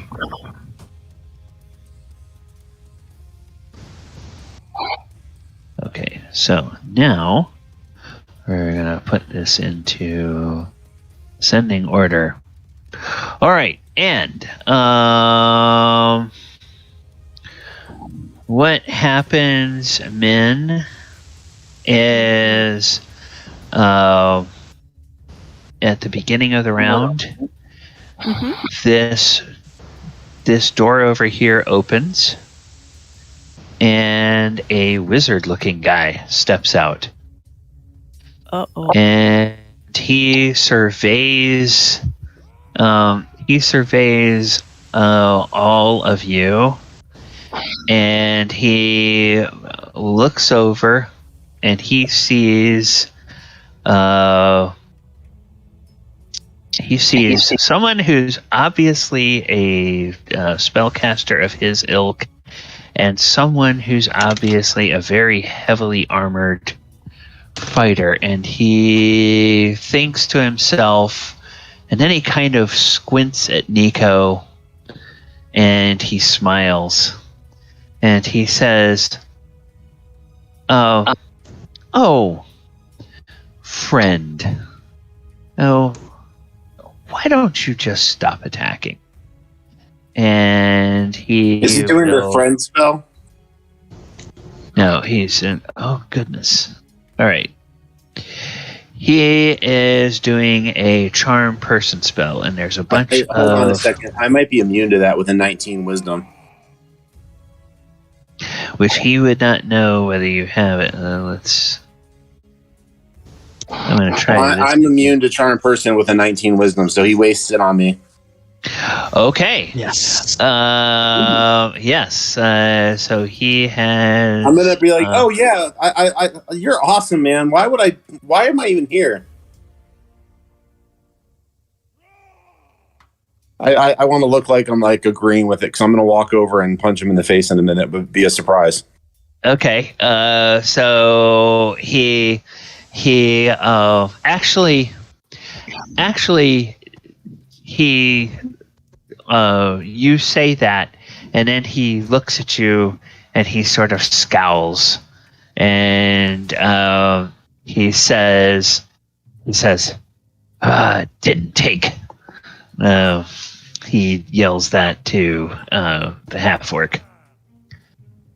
And Min, you are up, because the spellcaster knows if his spell landed or not, regardless of what you... Oh, totally fair. I don't know that as a cleric, whether or not charm works. Yeah. But I was totally going to play along. Yeah. He seems to not believe that you were really charmed. So, Min, you're up. Hang on. I'm reading one little thing here with one of my spells.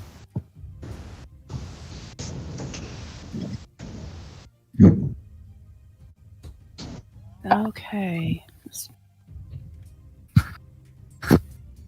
I'm just trying to see if these spells allow me to just pick and choose who I want to be affected. If it's an area, usually it doesn't. If it says one creature, give me the name of the spell and I'll look it up. Well, I was kind of looking at... We can save time. Sleep, but I just don't think it's going to work. No, sleep is an area. So you can put it in an area that will not affect your party members, but that's going to mean you would have to choose. Do you want to try to use it on the wizard, or do you want to try to use it on the half-orc? So I think I'm just going to attempt to hit him with a javelin. Okay. Because we are in tight quarters. Now. No, it doesn't hit. It just bounces off the wall. Yeah. And All right. at that point in time, she moves backwards and around the corner. Okay. Talon. Mama didn't raise no dummy. Now you're 3rd level, so you should have your full complement of spells because you did have a long rest. I don't think you've used any since this morning since the fight in the tower. So if you don't have those, figure out between now and your next turn what else you have memorized. Talon's moving over by this wizardly folk here, and he's going to swing at him with his short sword. Okay.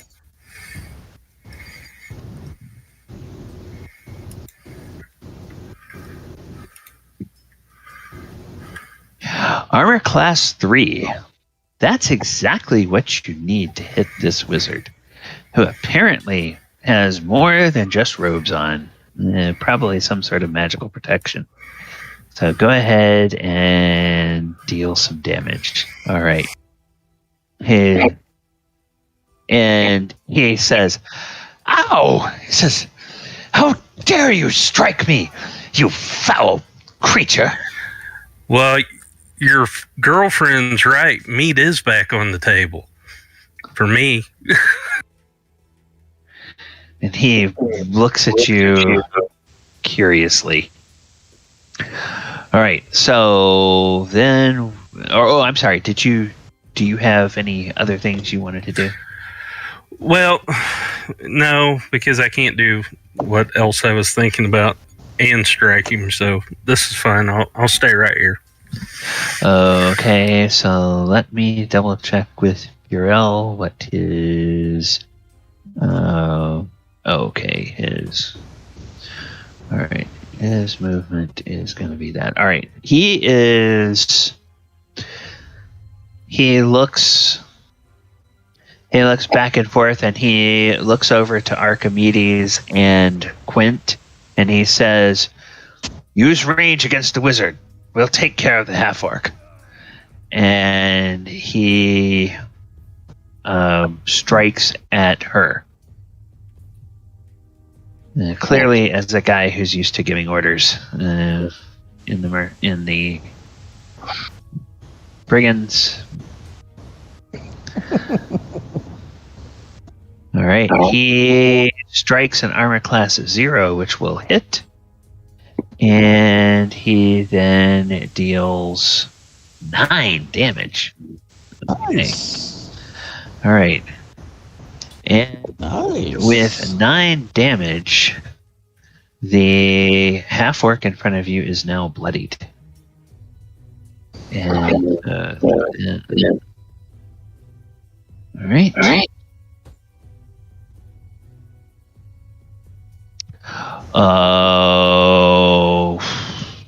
Nico, you're up.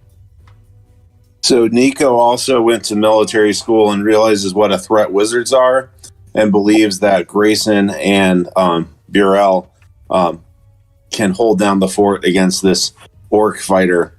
Steps back. She's going to get an attack. She's faster than me. Okay. She will make an attack against you. Armor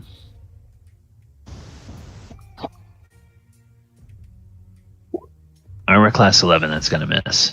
And then Nico is going to ready his 2 attacks to strike at the wizard right when he starts trying to cast to disrupt his casting. So on the wizard's turn, I'm going to strike him when he takes his action, because if I can do damage to him, he might not be able to cast his spells. Okay. All right. So effectively, you're going to drop your turn to the end of the round just as he's starting to cast. Yeah, so I Basically. can get two chances to disrupt his casting. Okay. All right. Quint, you are up. I know Pharrell said to go for the wizard, but it's getting a little crowded there, and I've got a nice straight shot at the half-orc there, so I'm going to take a couple of shots at the half-orc. Okay. And miss and a miss. Yep. All right, I guess that's it. Okay, then the half-orc. She is looking a little bit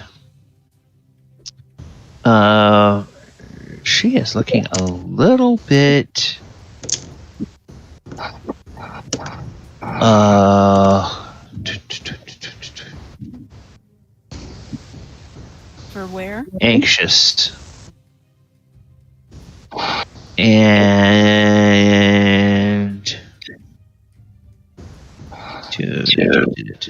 all right.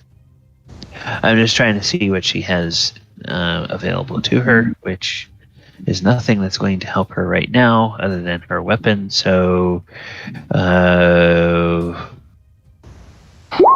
we're on round 2 of the combat, right? Yes, we're in round 2. So she will get 1 attack.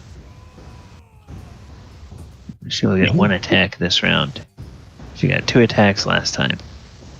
So she is going to attack Grayson. Unfortunately for her, everybody in front of her is really heavily armored.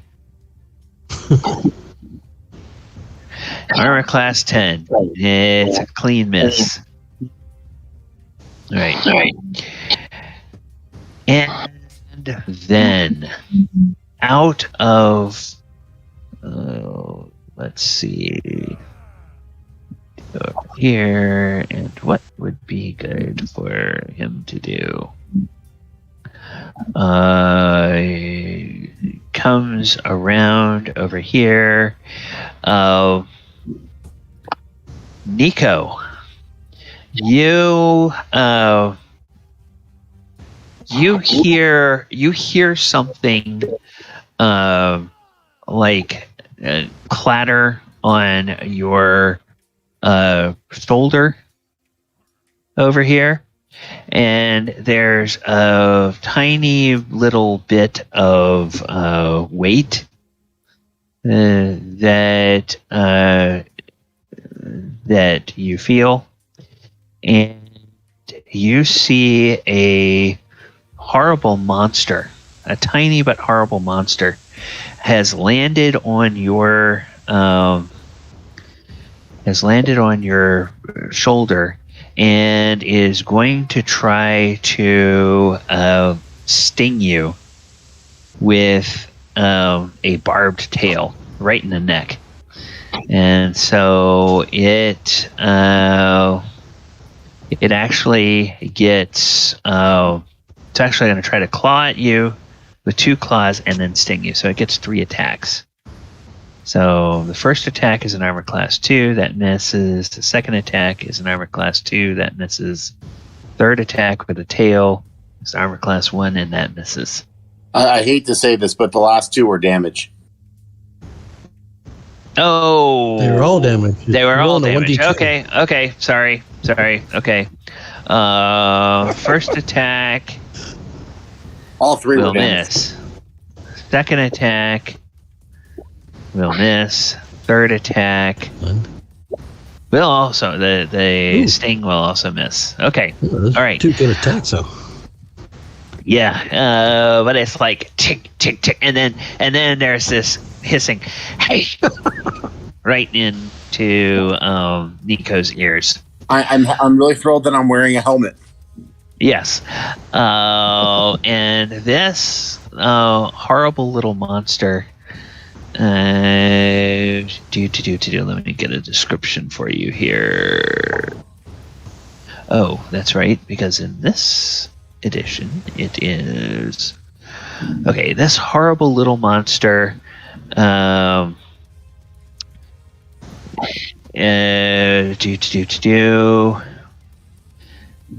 They. Oh, I'm sorry. No. It's the. Okay, this is a quasit, not an imp. So the quasit does not have the tail, even though they use the same image for both of them in this book. So the quasit has clawed hands and a deadly bite, and the claws seep a toxin from under the fingernails.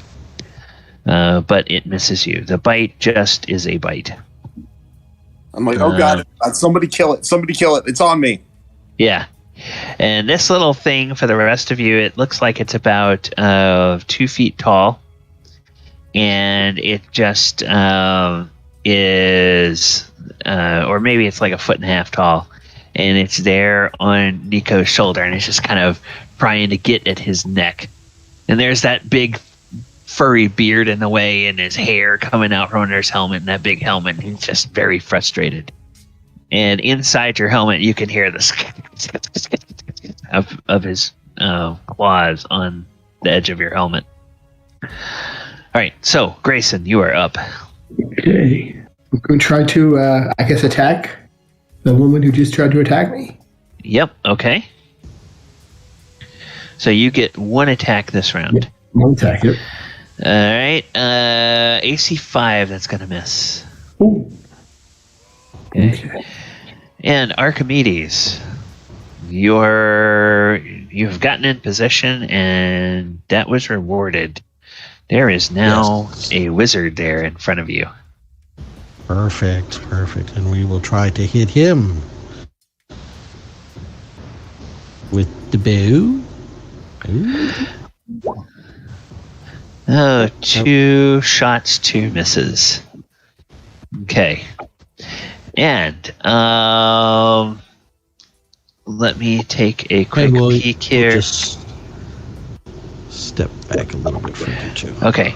All right. We are at the bottom of the round. Before Falrinth gets his turn, and basically, Nico, that means before you attack, we're going to go ahead and take our break. I have 28 minutes after the hour, so let's go ahead and take 10 minutes, and we will be back. I will go ahead and put the timer up. Viewers, thank you guys for hanging out with us. We are having our fight in somewhere underneath where they were before. And there's a welcoming committee. All right. I'm going to mute myself. I'm going to put the music back on. And this music is, of course, from the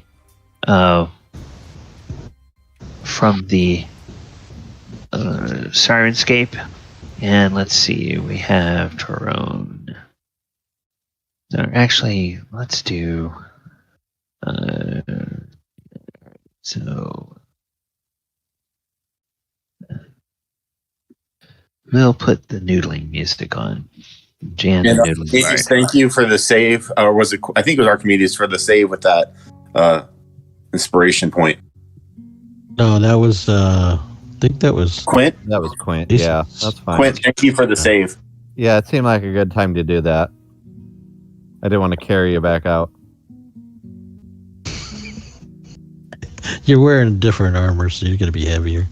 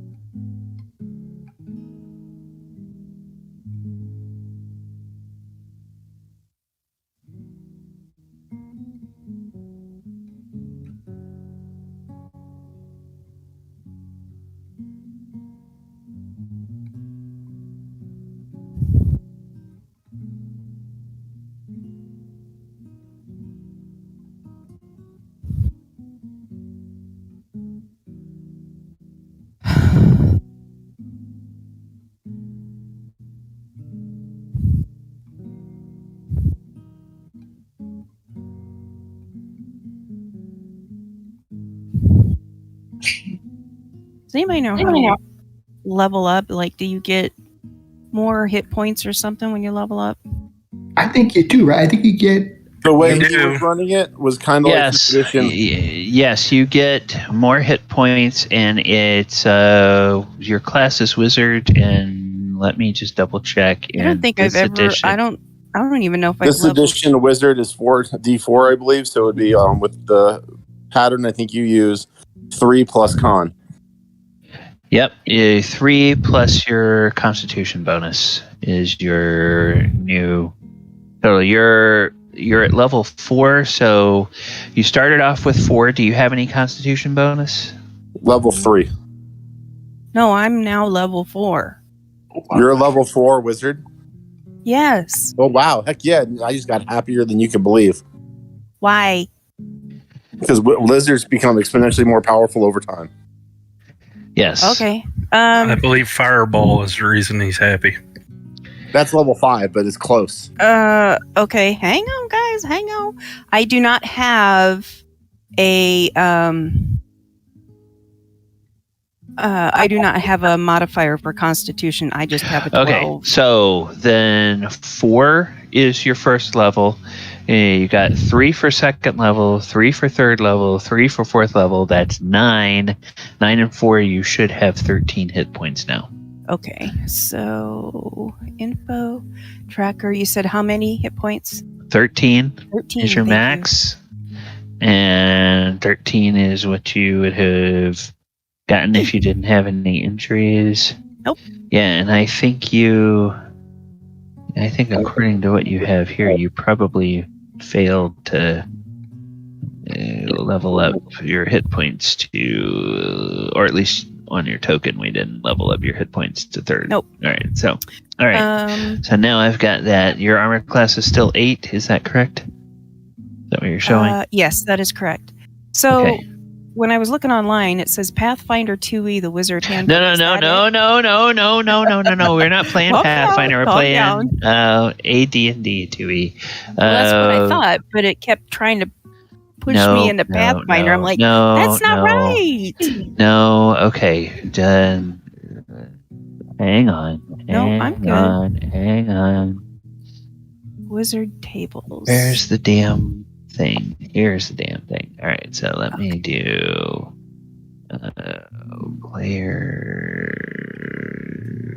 player's handbook. All right. Well, I know I We're get gonna how go many? with the- I get 3 first level, or I get to cast 3 first level, and 2 second level, or is it? Hang on. Boop, Okay. boop, boop, boop. Spells. This is the Level PhD 1, I get you 3. need. Level 2, I get 2. All right. That's the one you need, and that is a link to one of the marketplaces where you can buy it online. You don't have to buy it there, but just make sure you buy that one. Okay. If you get it now. Yes, as a wizard, 4th level, you have 3 first level spells and 2 second level spells. Yep. Got that part. Okay. Your new oh gosh darn it, I'm sorry, fudge factor. Oh, okay, it's the same, because I was looking at the somehow I clicked on wizard, but I was looking at the priest things. All right, so your next level will be at 20,000 experience points. Got that part. Okay. All right. Okay. I think that's all I do is just get spells and. Yes. Okay. Now, if you had additional spells in your spell book that you could have memorized with those extra slots, you can do that. You haven't used any spells today, so you would have your full complement of 3 first level and 2 second level. And just to verify again, that's If I wanted to cast one spell 3 times, I can do that, or is it just once? If you memorize the spell 3 times, you can cast it 3 times. You can memorize the same spell more than 1 time. Okay. But yeah, in this edition, it's in some of these older editions. If you want to do a thing more than 1 time, you have to memorize it more than 1 time. Gotcha.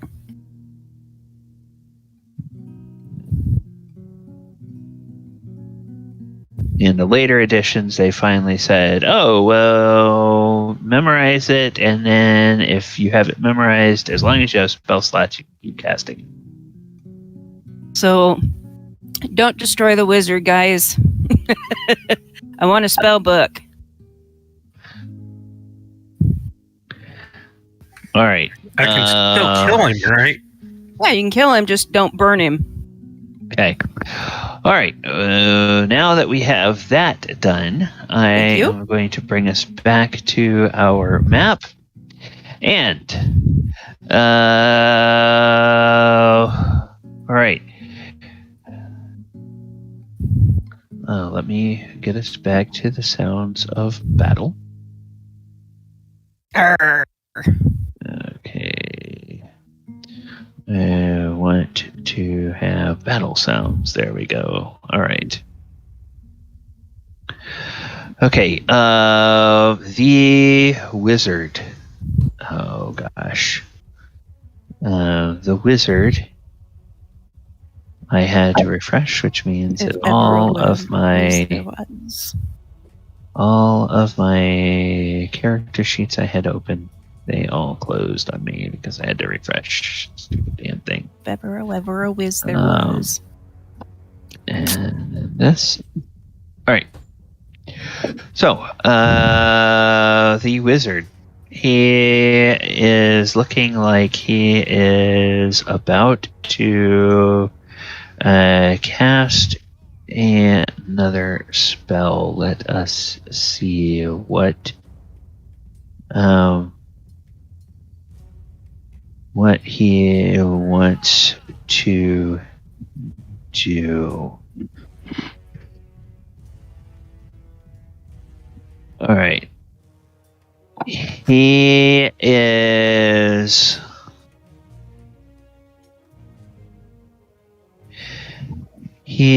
going to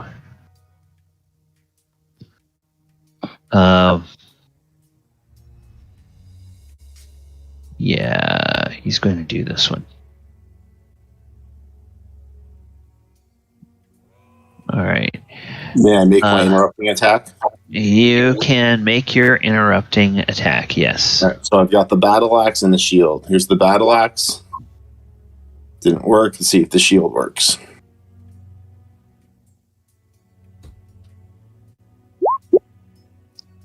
Okay, now I have to look and see in this edition whether being hit automatically disrupts your spells or whether there's some sort of roll they have to make.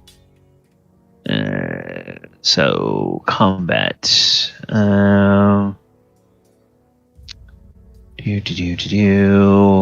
Is it going to be? And I yell, "Get it off me! Get it off me! Get it off me!" Special defenses. Disrupted spells is page 111. Okay, 111.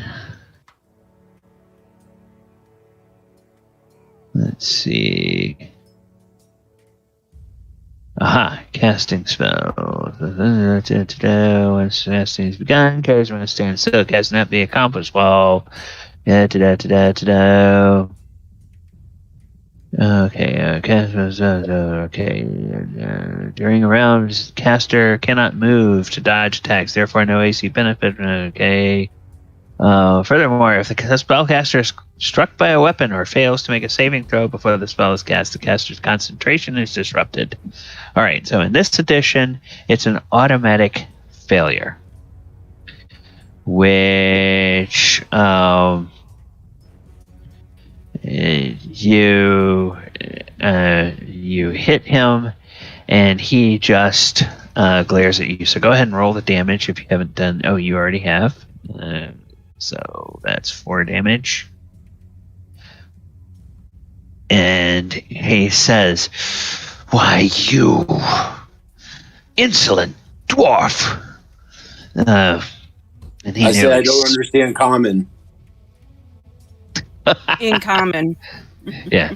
You tell him in common that you don't understand common. Okay. So now what I am going to do, I am going to take. Where the hell are you, Nico? There you are. Okay, so I'm going to take your turn. It looks like he's moving up in the order, but actually, what's happening is he Lost turn. Yeah, he lost a turn. So he's gone. The wizard is gone. And Min, you're back up. You heard this guy muttering. Get it off me. Yeah, you heard this guy muttering something. Then you heard him shout at the dwarf. And the dwarf is panicking because a monster is on him. And you are up, Min. What would you like to do? Okay. So I hear poor Nico yelling, "Get it off me, get it off me, get it off me." So I run over. In the meantime, I have pulled off my bag of slingshot like bullets. And basically I swing it downward at this creature to hit it. Okay, you're going to try to use an improvised weapon? Mm-hmm. Okay. As opposed to a Backing it weapon with my that hand. or staying a distance away and using your sling, which you're actually proficient with. All right. I suppose I can go over here. Yeah. Shit. Yeah. The thing is, marginally you'll get marginally better damage, and you won't have any. We won't have any kind of penalties for using an improvised weapon. Would I have any penalties if I were to try to... How big is it compared to, like, my hand? It's about 18 inches to 2 feet tall. So Holy crap! Okay, I thought it was, like, with poison hand claws. size. Yeah, with poison claws. It's got poison claws, too. So, probably another reason why you don't want to get close enough that it can grab you. Okay, so... Crap. At that point in time, then I've got a javelin. I don't want to. I can use it as a spear, can I? It's not just a thrown weapon, is it? You can use it. Yes, you can use it in melee. But if you're going to use it in melee, you're going to have to get right next to Nico. If you want to stay away from the horrible monster with the poison claws, you can use your sling from right where you are. All right. Well, we'll try the sling. So it's up to you. There's not wrong. It's just you need to figure out what Min would want to do. What would Min do?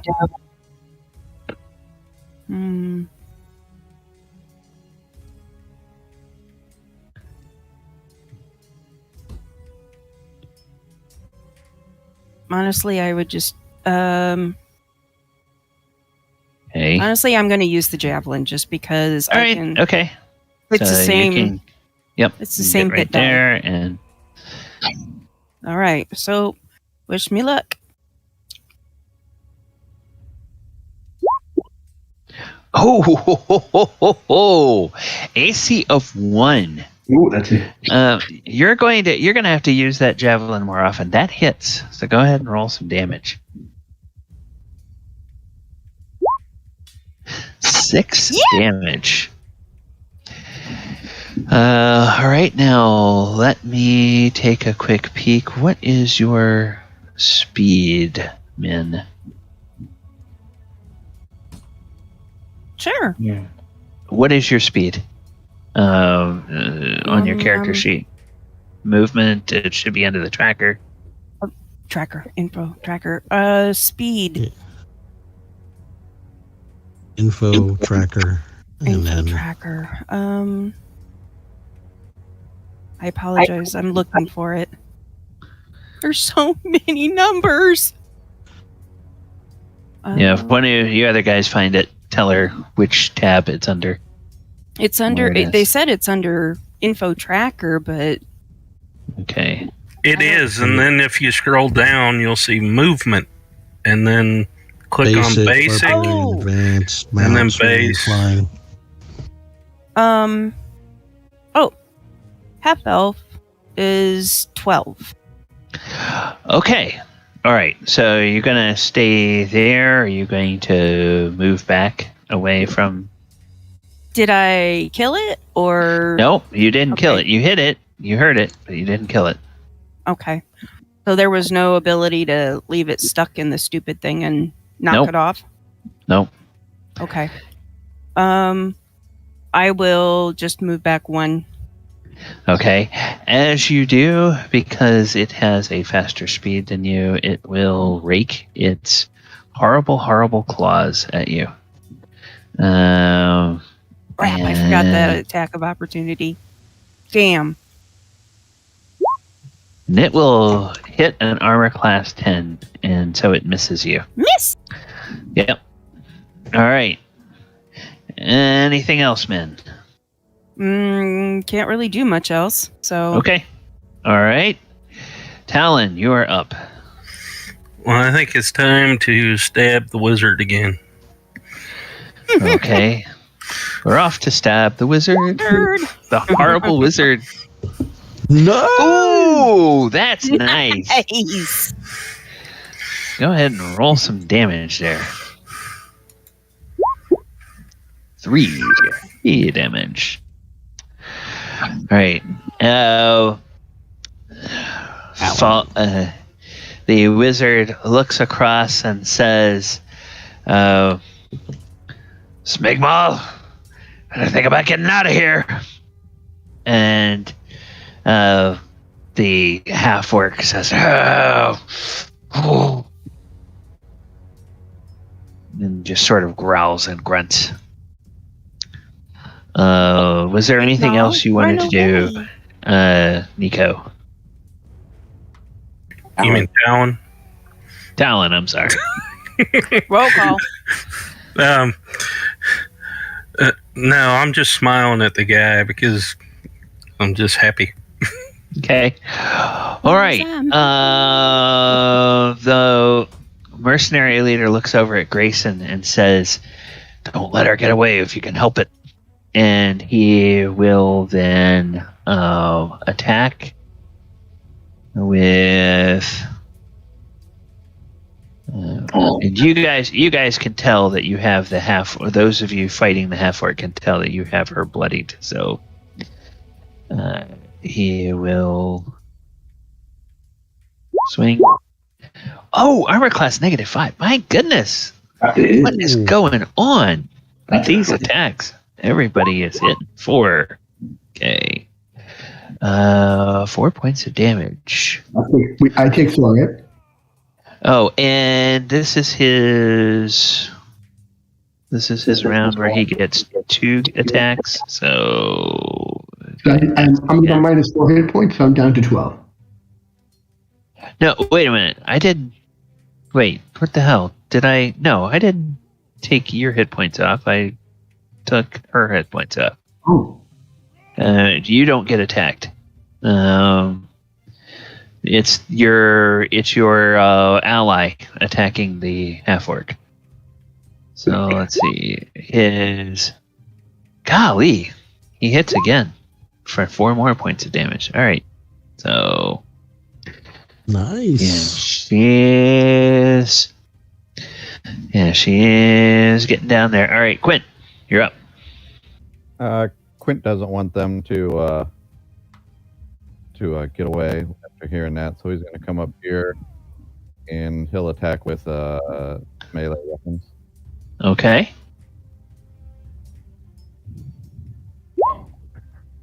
AC 14 will miss. AC 13 will miss. All right. Well, he's going to stay there to keep her from getting away.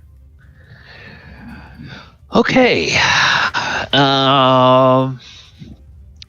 She is going to look at Grayson and smile, and she is going to say, "See you boys later." And boom, she just winks out of existence.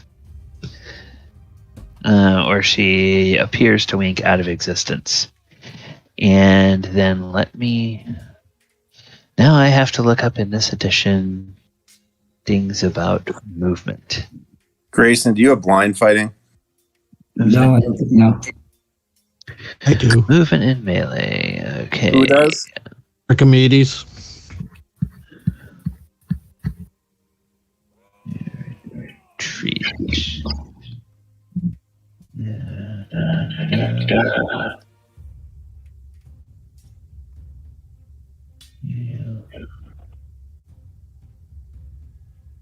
So if she's bloodied and if she's dripping blood and she's invisible, we'd be able to track her. Especially if we set the little flesh eater going. Ooh, I smell fresh blood. Like a little hound dog. Well, Talon does kind of like her. Likes the smell of her. Okay.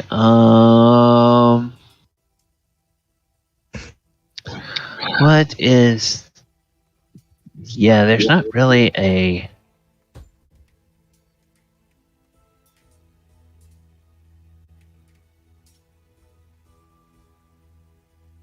Yeah. Okay. There's not really a... That...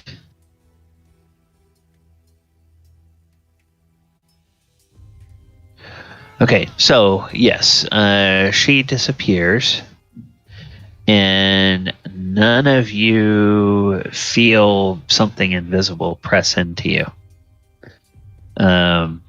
Those of you who have a hear noise can go ahead and try to make a hear noise check. Oh, Burrell, does he have blind fighting? Let me take a look. No, he does not.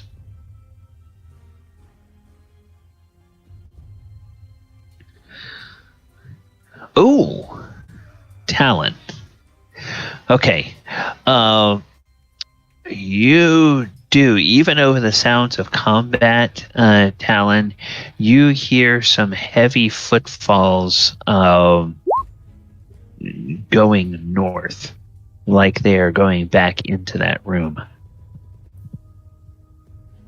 Well, I'm going to yell out, she's going back into the room. Okay. All right. And that is her turn. The horrible little monster on Nico. It looks around, and it looks over, and it sees the unarmored person with the spear that dealt it a very great hurt, and it snarls at her, and it flies over, and it has its little wings, and it's going to try to claw at and bite Min. So 2 claw attacks and a bite coming at you. So the first claw is armor class -1. That'll hit. The second claw, armor class 9. That'll miss. And the bite, armor class -3. That'll hit. Okay, so now, oh, actually, I'm sorry, Min. What? The news gets even worse. Remember you thought you hit it with that spear? Yeah. Or that javelin? That you felt like you got a really great shot with that javelin, but your mundane normal javelin didn't do any damage to it at all. Damn it. And because you are a wizard, and because you realize this is a type of infernal familiar, you think maybe it takes magic weapons to hit this thing.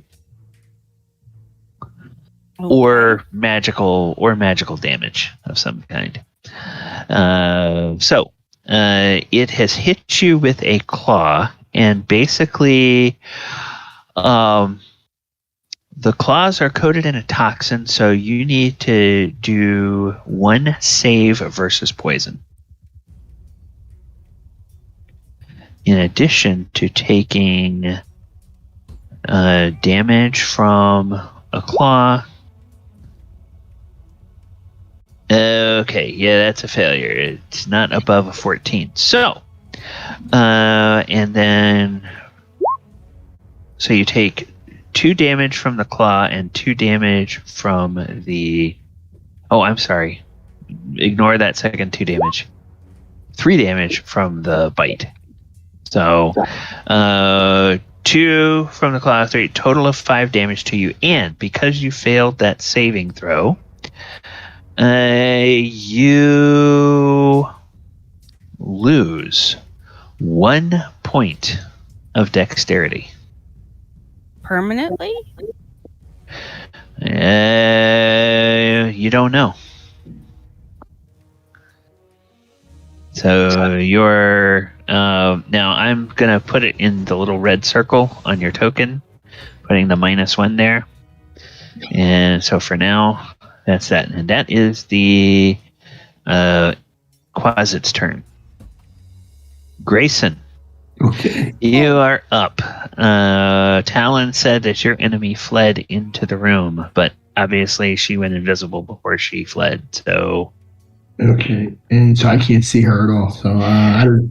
And do I see anybody else who they're trying to attack? I'm just can't see them. There's this horrible little monster that's over trying to attack your wizard, and then there What do you is mean trying to? And there's yes. Yeah, and then there's this other wizard over here. Who's closer? The other wizard, is there anybody near him or no? There's only 2 enemies that you can see. Okay. The Quasit and the wizard. Now, the men, do you say anything about what you learned from attacking that Quasit? Well, as soon as she figures out that it didn't take the damage that she dealt it, she's like, I apologize. You SOB. Okay. I don't have a magic weapon to hit you with. I hear. Okay.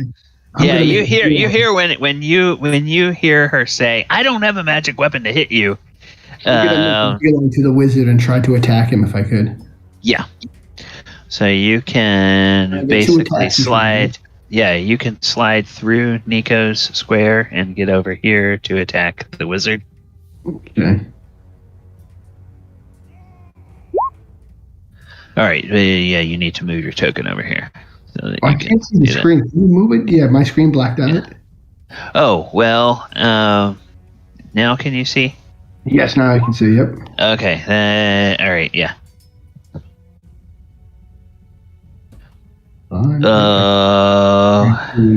AC of 6, that's going to miss. Okay, I'm going to try again. Try again. 17, that'll miss, unfortunately. Ooh. Okay. All right. Archimedes. You are up. So would I wouldn't have a clear shot anymore at the wizard there? No, you wouldn't. Mm-hmm. Now, if you move to another angle, who's carrying around those cool arrows that you guys found? Quint has the magic arrows. Archimedes has. Yeah. Archimedes has what? Archimedes has what? Nico? A magical sword. Okay.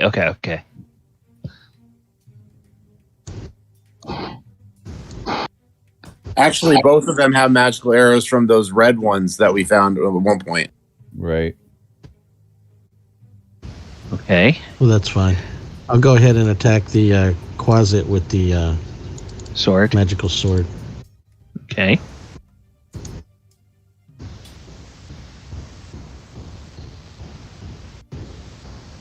And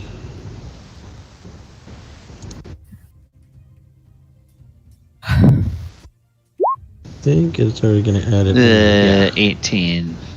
That's going to miss. Okay. Attacks just one. Okay. Okay. All right. Just one attack. Nico. Does the wizard look bloodied? Nope. Wizard is not yet bloodied.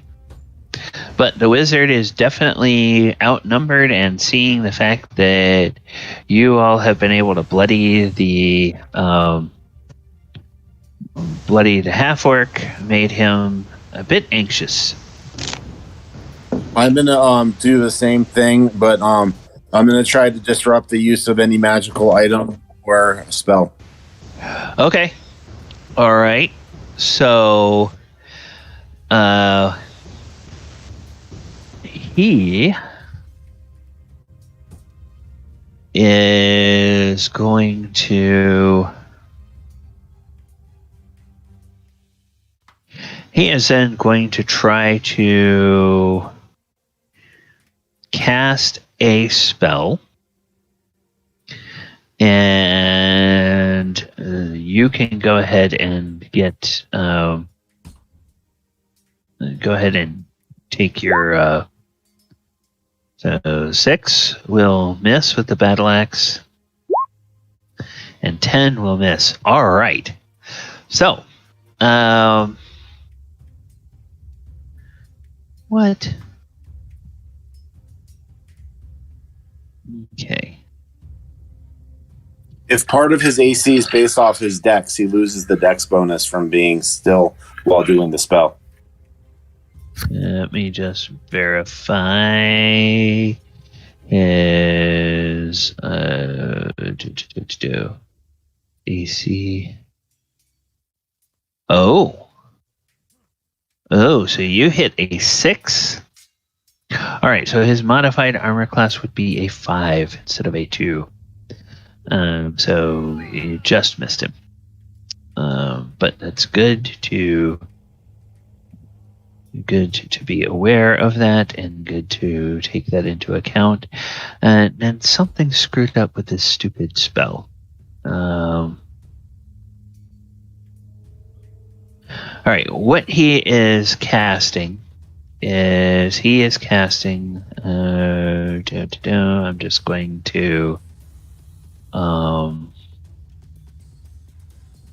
going to copy and paste this in for you. Right, you have been hit by a Tasha's uncontrollable hideous laughter spell. Uh-oh. Oh, what? Oh, that's because it has a bunch of things in there. Dadgummit. So I've got to go to the stupid. I'm gonna go to the stupid thing and find it. Second level. Tasha's uncontrollable hideous laughter. These art spells. Second level. Tasha's uncontrollable hideous laughter. Okay, you can make a saving throw versus spells if you have not already done so. Who? This is Nico. And yes, Nico, your 3 did hit him before, and we gave him damage from your 3 before. So, all right. You perceive everything as hilariously funny. You feel a slight tingling around the cast is spelled. Okay. My wisdom modifier applied. Well, it's not going to make a difference. Yep. All right. So, in this edition of the game, all you feel immediately is a tingling. The next round, you'll begin smiling, giggling, chuckling, tittering, snickering, guffawing, and finally collapsing into gales of uncontrollable, hideous laughter. All right, so then, yes. So basically, that's going to happen to Nico next round. All right, so he finally seems to feel like, okay, got one of you lot is taken care of, but now he still sees there's a bunch of the rest of you there. All right, and because he's a spellcaster, he can only cast one spell per round. So, Min, you are up. There is a horrible flying monster in front of you. Archimedes is trying to hit it with his shiny sword, but I'm pissed. I am going to hit it with color spray. Like, is it like face level or is it further down? No, it's like face level. Let's take a quick look at color spray and make sure. Does that have a chance of affecting more than one person? Up to 5. Or can up to 5. So, and is it a random roll or do you choose? It's important to know. Wizard causes a visit fan shaped from 1 to 6 creatures within the area are affected in order of increasing distance from the wizard. All creatures above the level of spellcaster in those 6 levels have an entitled to saving throw. Creatures not allowed. Blah blah blah. Hit dice last. Blah blah blah. Blah blah blah blah. Okay. All right. So, looks like it's a 1d6. So 5 creatures in increasing area from you. Now, I do have this. I'm going to try to go this way. I'm going to try to go this way. All right. Which you're okay. If I may, as the mystic voice of the universe, this affects people in order of distance from you. The direction you're intending to go, the only potential enemy there is the closet itself. If you instead aim it at the other corner of the room, then even though you might hit one or more of your allies, you also would put the wizard in the path of that. So you would have a chance of affecting both the closet and the wizard. Whereas if you go this way, you have a chance of affecting the closet and only your other allies and leaving the wizard free to do whatever he wants to do. And there's that invisible half-orc somewhere to worry about as well. So, just as an FYI, you can do what you will, but that might be a thing to take into account. And the closet is in the square immediately ahead of you. Because of the fact it's a small token, it always winds up landing in the top left corner. So just consider it's like right in front of you and not off to the side. So you can angle it any way you want. All right. So I'm going to go ahead and I'll angle it this way. And I'm going to end up probably hitting him. Okay. But I'll try to yell something like, oh God, what's the guy's name? What's this one? Who's that? Grayson. Okay. They don't have their names on their tokens. So I'll yell at Grayson to duck.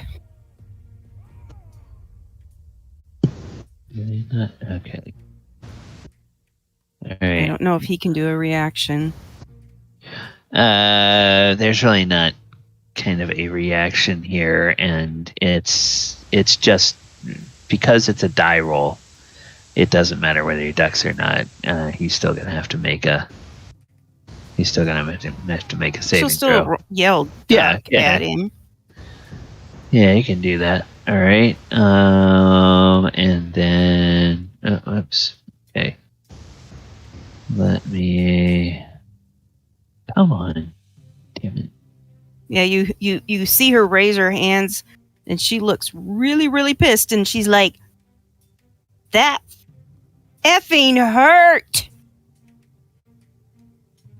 And then she hisses at it before she throws the spell. Okay. Where's the?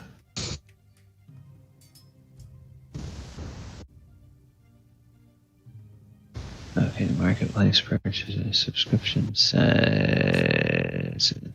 There we go. Chaotic conjuration.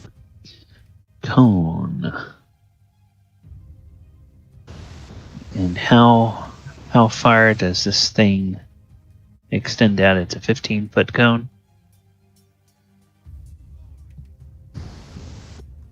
What did you say? It's vivid fan shaped. How far does it? Sorry. How far does it go? It doesn't say. Okay. Or am I not seeing it? In the description there, it doesn't say, but in your area of effect, 5 by 20 by 20 wedge. So, it's 4. Wait. 5, 10, 15, 20, and then boom. Okay, so... Why is it in that corner? In the range, you're up. Not, yeah, so... Yeah, I'm just trying to figure out... Okay, that's not... Okay, I'm going to put it back down to a single thing. Now... 5, 10, 15, 20. There we go. That's I'm the gonna hit correct like my whole party. And then you want it to kind of be... Oh, it's not... It's going to snap to the grid. Stupid thing. All right. So Hit your Alt key, and then click and hold the thing, and it'll move it into wherever you want it. yeah, okay. Okay, there we go. I knew that would work for actually... moving it, but I didn't know that would also work for rotating. Okay, so yeah. All right, Grayson. Isn't there a way that I can like have the cone hit half the wall over here? Tony left. He was tired. Need to go to bed. Okay. So you would have to roll for him. Okay. All right. Talon, Nico, and. Okay, let me see. Can we do this? We might be able to do this where the mercenary leader... I was hoping, like, you if know, she this rotates, would be the edge. If she moves, she could just hit the Grayson, me, and the other person. Well, actually, she could... It would be okay here. You guys are seeing this, right? Yeah, it would be okay there. Then it won't do the... I was saying if she takes one step, she could only hit me, Grayson, and the wizard, and not Talon. One step okay, where? Ping the square you want her to be in. Oh, okay. Yeah. And you're not leaving a threatened range of the closet, so that will be fine. All right. Yeah, that'll work. That will, in fact, work just fine. You can do it this way. All right, so make your saving throws versus spells. I will make one for Grayson, and I'm going to just get that color spray out of there. It's nice having those little visuals so we can figure out where to go, what to do. All right.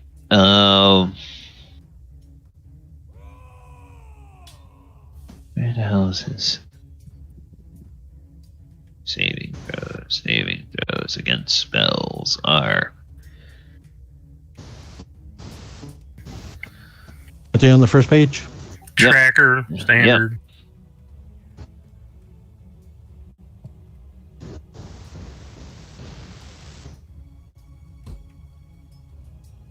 Okay. I'm not seeing the results yet. Oh, Mine- yeah. Grayson fails automatically. Spell is 15 on mine. Oh. Yeah. Is anybody else third level, or are you guys both fourth level? I'm 4th. Okay. I'm Let 4th. You verify. I'm 4th. It only hits me and Grayson, and the wizard, Yeah. so it has to save. Oh. Ha ha ha ha. The quasit automatically fails. Aha! And the wizard. The wizard probably no such luck. The wizard is probably high enough level. Tracker. What? Yeah, Yeah, so in a high enough Why are level. we going up? Why are we going up against a 20th level magic user? no, I mean high enough level that it gets a saving throw instead of automatically failing. Oh, okay. Still sucks. All right. So, God bless it, this stupid thing. Where is his? Oh yeah, he's got that. So he. All right, he saves versus spell. So he's Damn not it. affected. God damn it. Now, You took the closet out. That's what you were trying to do, so that was great. Yeah, that was struck the way to do it. unconscious for 2d4 rounds. Yeah, but that's I'm like, You can So pummel it to death stupid. with the sword. so stupid. All right, so this one is 2d4. So go ahead and roll 2d4. I'll let you do that. So your spell effect, and these guys will. You gotta be Two. kidding me. All right, so Starting to really hate Tui. he is out for 2 rounds. We lived this long, which is good for 2E. So always be afraid. Yeah. All right. So both Grayson and the Quasit are out. I'm going to put the little sleep thing on them because they are unconscious. And that lasts 2 rounds. All right. So, hey, Min, very effective use of your spell. And Nico, you saved, right? Yes, you did save. I didn't get the wizard. Hey, well, you got the thing that was attacking you. So far, the wizard hasn't attacked you. I want to get his spell book. Talon, go ahead. You are up. Well, Talon is going to tell Burrell, I'm getting out of the way, you take care of this wizard. And he is going to move over here to the door. And he has got 2 pounds of glass beads, and he's just going to, take the bag and just sling the contents across the floor of that room. Nice. Okay. All right. So, a bunch of glass beads just go across the floor in there. All right. And is that going to be your turn? Yeah, and I'll be right here behind. Okay. So somebody else could get up there if they want. Okay. All right. Mercenary leader Burrell looks at you. Good thinking. And then he steps up, and he is going to take a whack at the wizard. And he will. Oh, he hits. -3. Deals 6 points of damage. This guy's good. -6. Ooh. And the wizard is now bloodied. Okay. So now the wizard is starting to get really nervous. Quint. Can I see any kind of... I was thinking to try and... I'm assuming the half-orc went invisible again. I was thinking, could I track maybe like a blood trail or just dust footprints on the floor or something? I was going to go into the room originally, but there's a bunch of crap on the floor now. So if I kind of like stand here peering in, do I see like blood pooling somewhere, like where somebody might be standing still? Or Make me a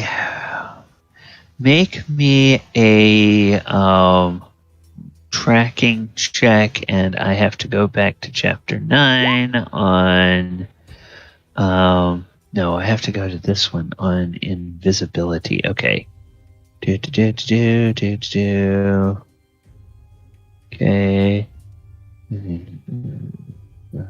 Okay. Can you detect noise also? no. No. I mean, Okay. I don't have that proficiency if that's what it is. Yeah, no, that's fine. Okay. Yeah, I have that proficiency. So Okay.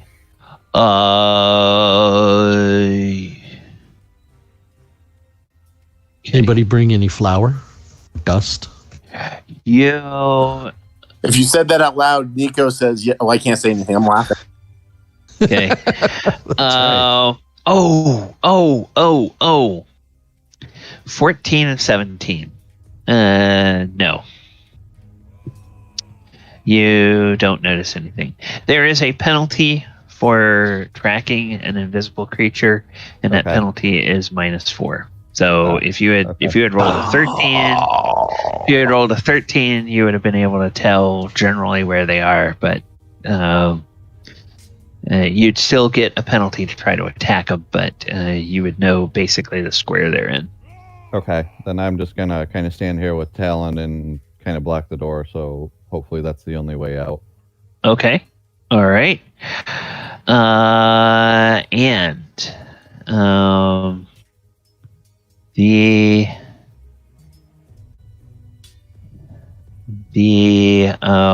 half-orc is going to attempt. Those glass beads are going to make it very hard to move quietly. Well, she might also slip. That was my hope. Yeah. Yeah, that's also a possibility. Okay, so I'm going now. The glass beads. Is there like in this edition? Is there like any kind of ball bearings or something like that that has a mechanical effect that imposes a certain thing, or are we just running this as? Oh, that's a cool idea. We can use that to. Because in other words, I'm trying to say, is there a rule I can use, or do I have to make up a number for penalty she I'm gets? not sure. Let me look real quick. Yep. Okay. Yeah, we think the use of ball bearings would be the same thing. I don't know if they have that in there. Yeah. I know those did come in at some point, or they've been in and been out, and I think they're back in 5e. Invisibility. So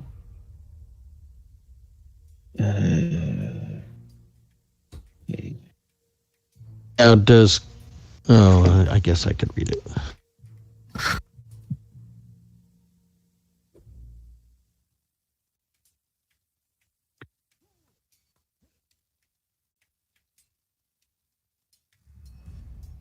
Okay. I am not seeing anything right off, but Okay, so then I haven't I'm looked gonna at use. spells. I'm gonna use the same. I'm gonna use the same penalty for tracking. I'm just gonna use a -4. That because those ball bearings. So she is going to attempt to do one of her rogue abilities. And that is to move silently.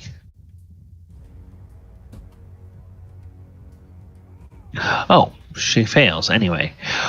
Crunch, crunch, and Talon and Quint, you can both see that the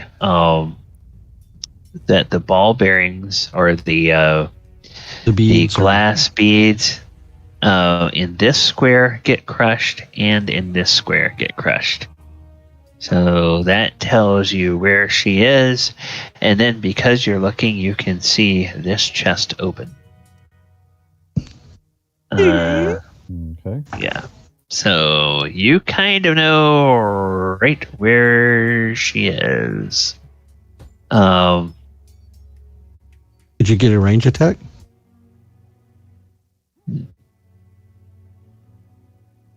Well, it's not on anybody's turn. It's Okay. on her turn. So then yes, that goes up. Then that goes down. That lid goes up. That lid goes down. And I think that's probably all she can do this round. Because perhaps she looks at the door and sees that the way out is blocked, but she doesn't say anything. So, the closet snores. The closet snores in slumber. Grayson, you are up. Grayson is also snoring. Archimedes.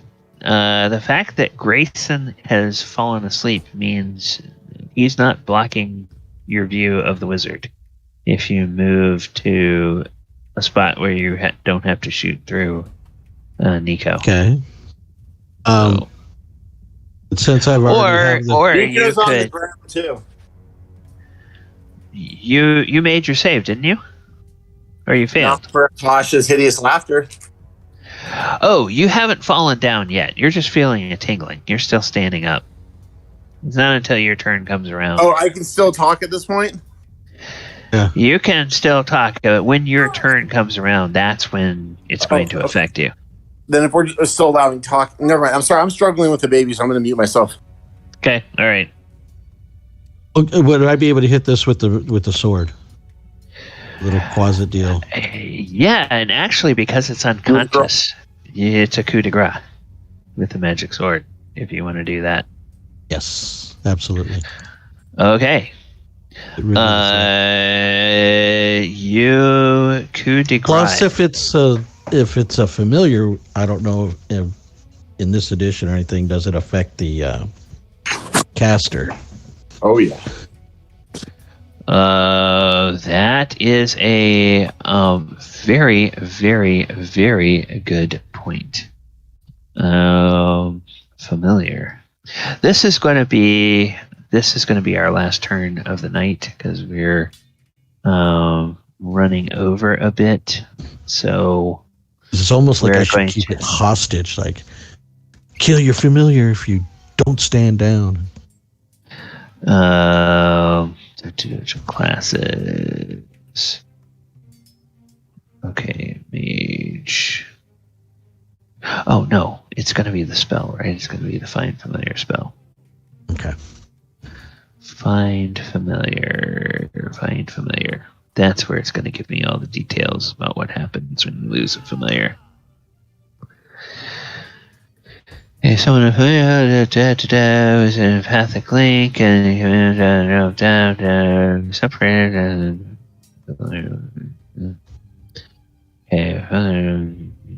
Okay.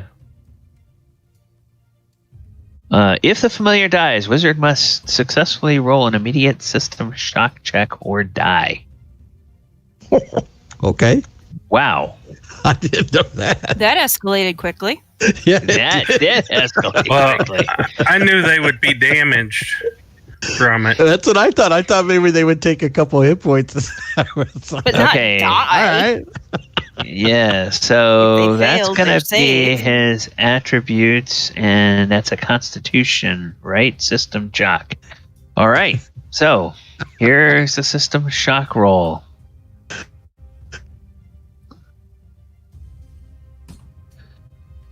All right, yep. Rolled 45 against a system shock of 90, so he doesn't die. However, he does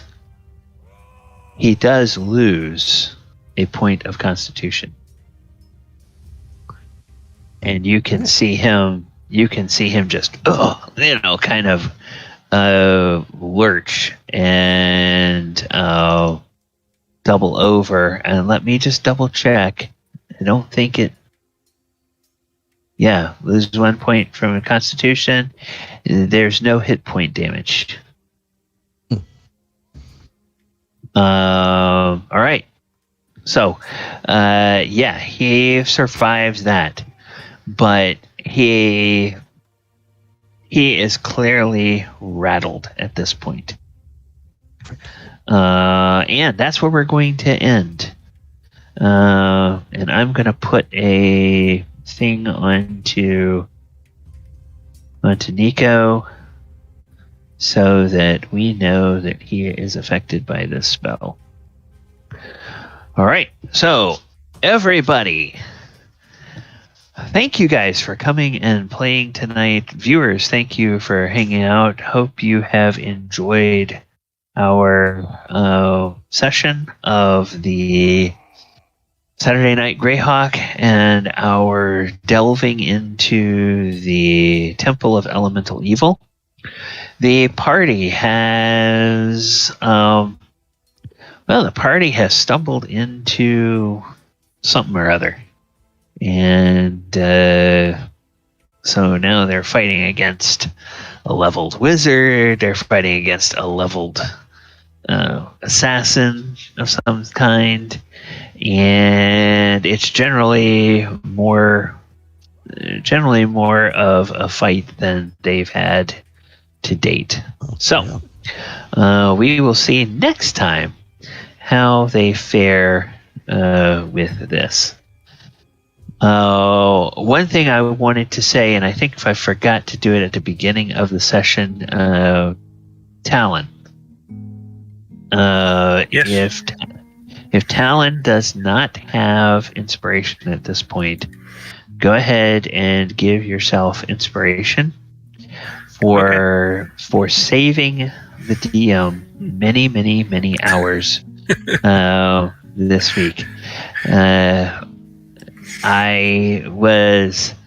I'm always leery of these things when they talk about transposing a module from one level to the next, but then I realized, reading the information on that link you gave me, it was essentially a encounter by counter, room by room, area by area translation of the original Temple of Elemental Evil for 5e, including all kinds of updated colored maps instead of those things. And those maps are already created for virtual tabletops. So instead of having to fiddle around with the old black and white maps and populate them, we have nice colorful maps that have all the details of everything that's in the rooms. I still had. I kind of like the old black and white. Well, these are nicer for a virtual tabletop. It's like, ooh, okay, cool. There's all the stuff that's in there. Yeah, these are polished. Yeah, I Yeah, can see yeah. that these are polished. Yeah. And so that's a very very nice thing. And because of Casca letting me know that at the end of the session last week, we were able to do that. So. All right. And you won't.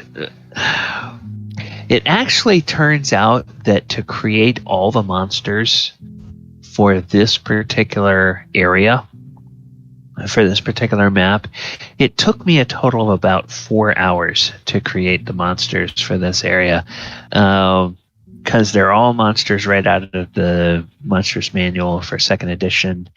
And most of them have images, which I had to capture and then put into tokens. And then it's creating a monster stat block in this particular Roll20 version. The monster character sheet is much simpler, much more simplified than the PC character sheet. So it's pretty quick to do those. So I could basically do about 15, 16 different monsters in an hour. And then just, a couple of evenings during the week, I was able to get them all done. Because I realized when you guys got to that area, you could go someplace that I wasn't expecting you to go yet at this level. But I thought, okay, I just want to be prepared in case they go that way.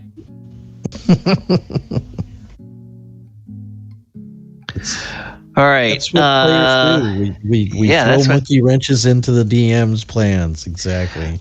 Oh, well, that's fine. Okay, viewers, enough about the mechanics aside from the game. Let you know that tomorrow, 2 p.m. Eastern, we're going to have our 5th edition Planeswalking game, Walker of Waterdeep. We have one more weekend of games before Christmas hits.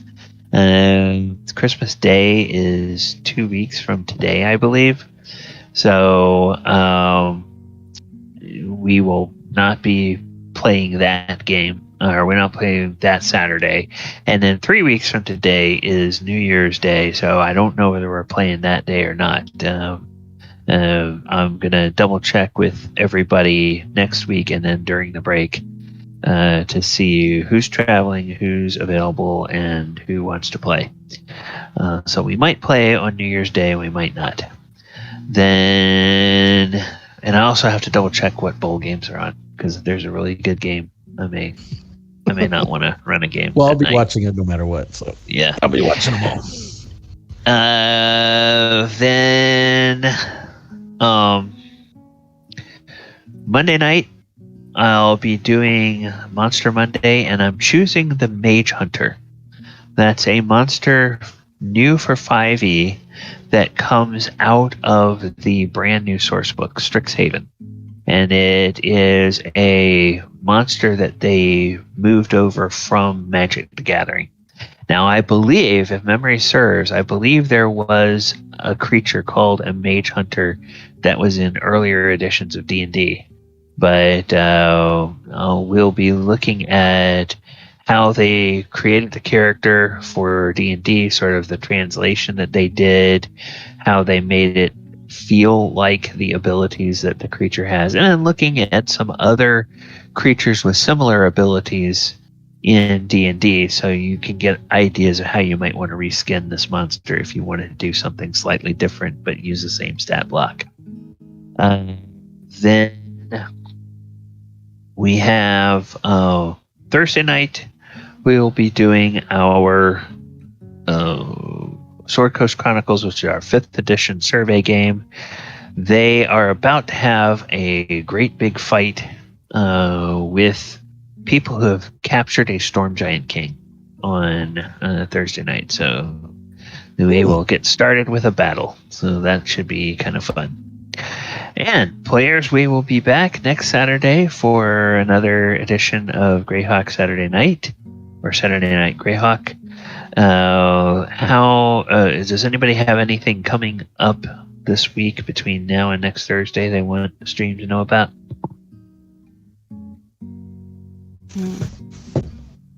Just that I might be late coming back to the game on Saturday. I'll be in Sioux City. Okay, all right. Attending a Home Free concert. Oh, okay. All right. And we'll be here, so drive safely on your way back. Oh, yeah. Hopefully there will be good driving weather for that. It snowed here yesterday. Yeah, I have pictures of snow on the ground. Yeah. Yes, Keep it up there. Today it warmed up and it all melted, right? Nope, there's still stuff left where the shadows were. Oh, okay. All right. Because there's been that warm. Yeah, there's been places that have been dealing with warming and cooling and warming and cooling so far. All right. And of course, we keep in our thoughts all of the folks in Kentucky that were affected by those horrible storms yesterday. Jesus. That was pretty bad. Out of nowhere. Yep. Yeah, that's the kind of thing you think would happen in the spring or the early summer. Mm-hmm. And tornado season comes around. All right. I'm going to take a quick peek over here at Twitch and see if anybody else is streaming some D&D. And we will raid them. Alright, so let's take a look and see what's going on.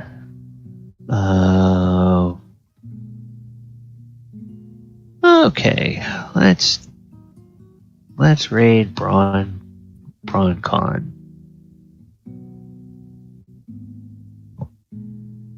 Alright. Okay, viewers, thank you guys for joining us tonight.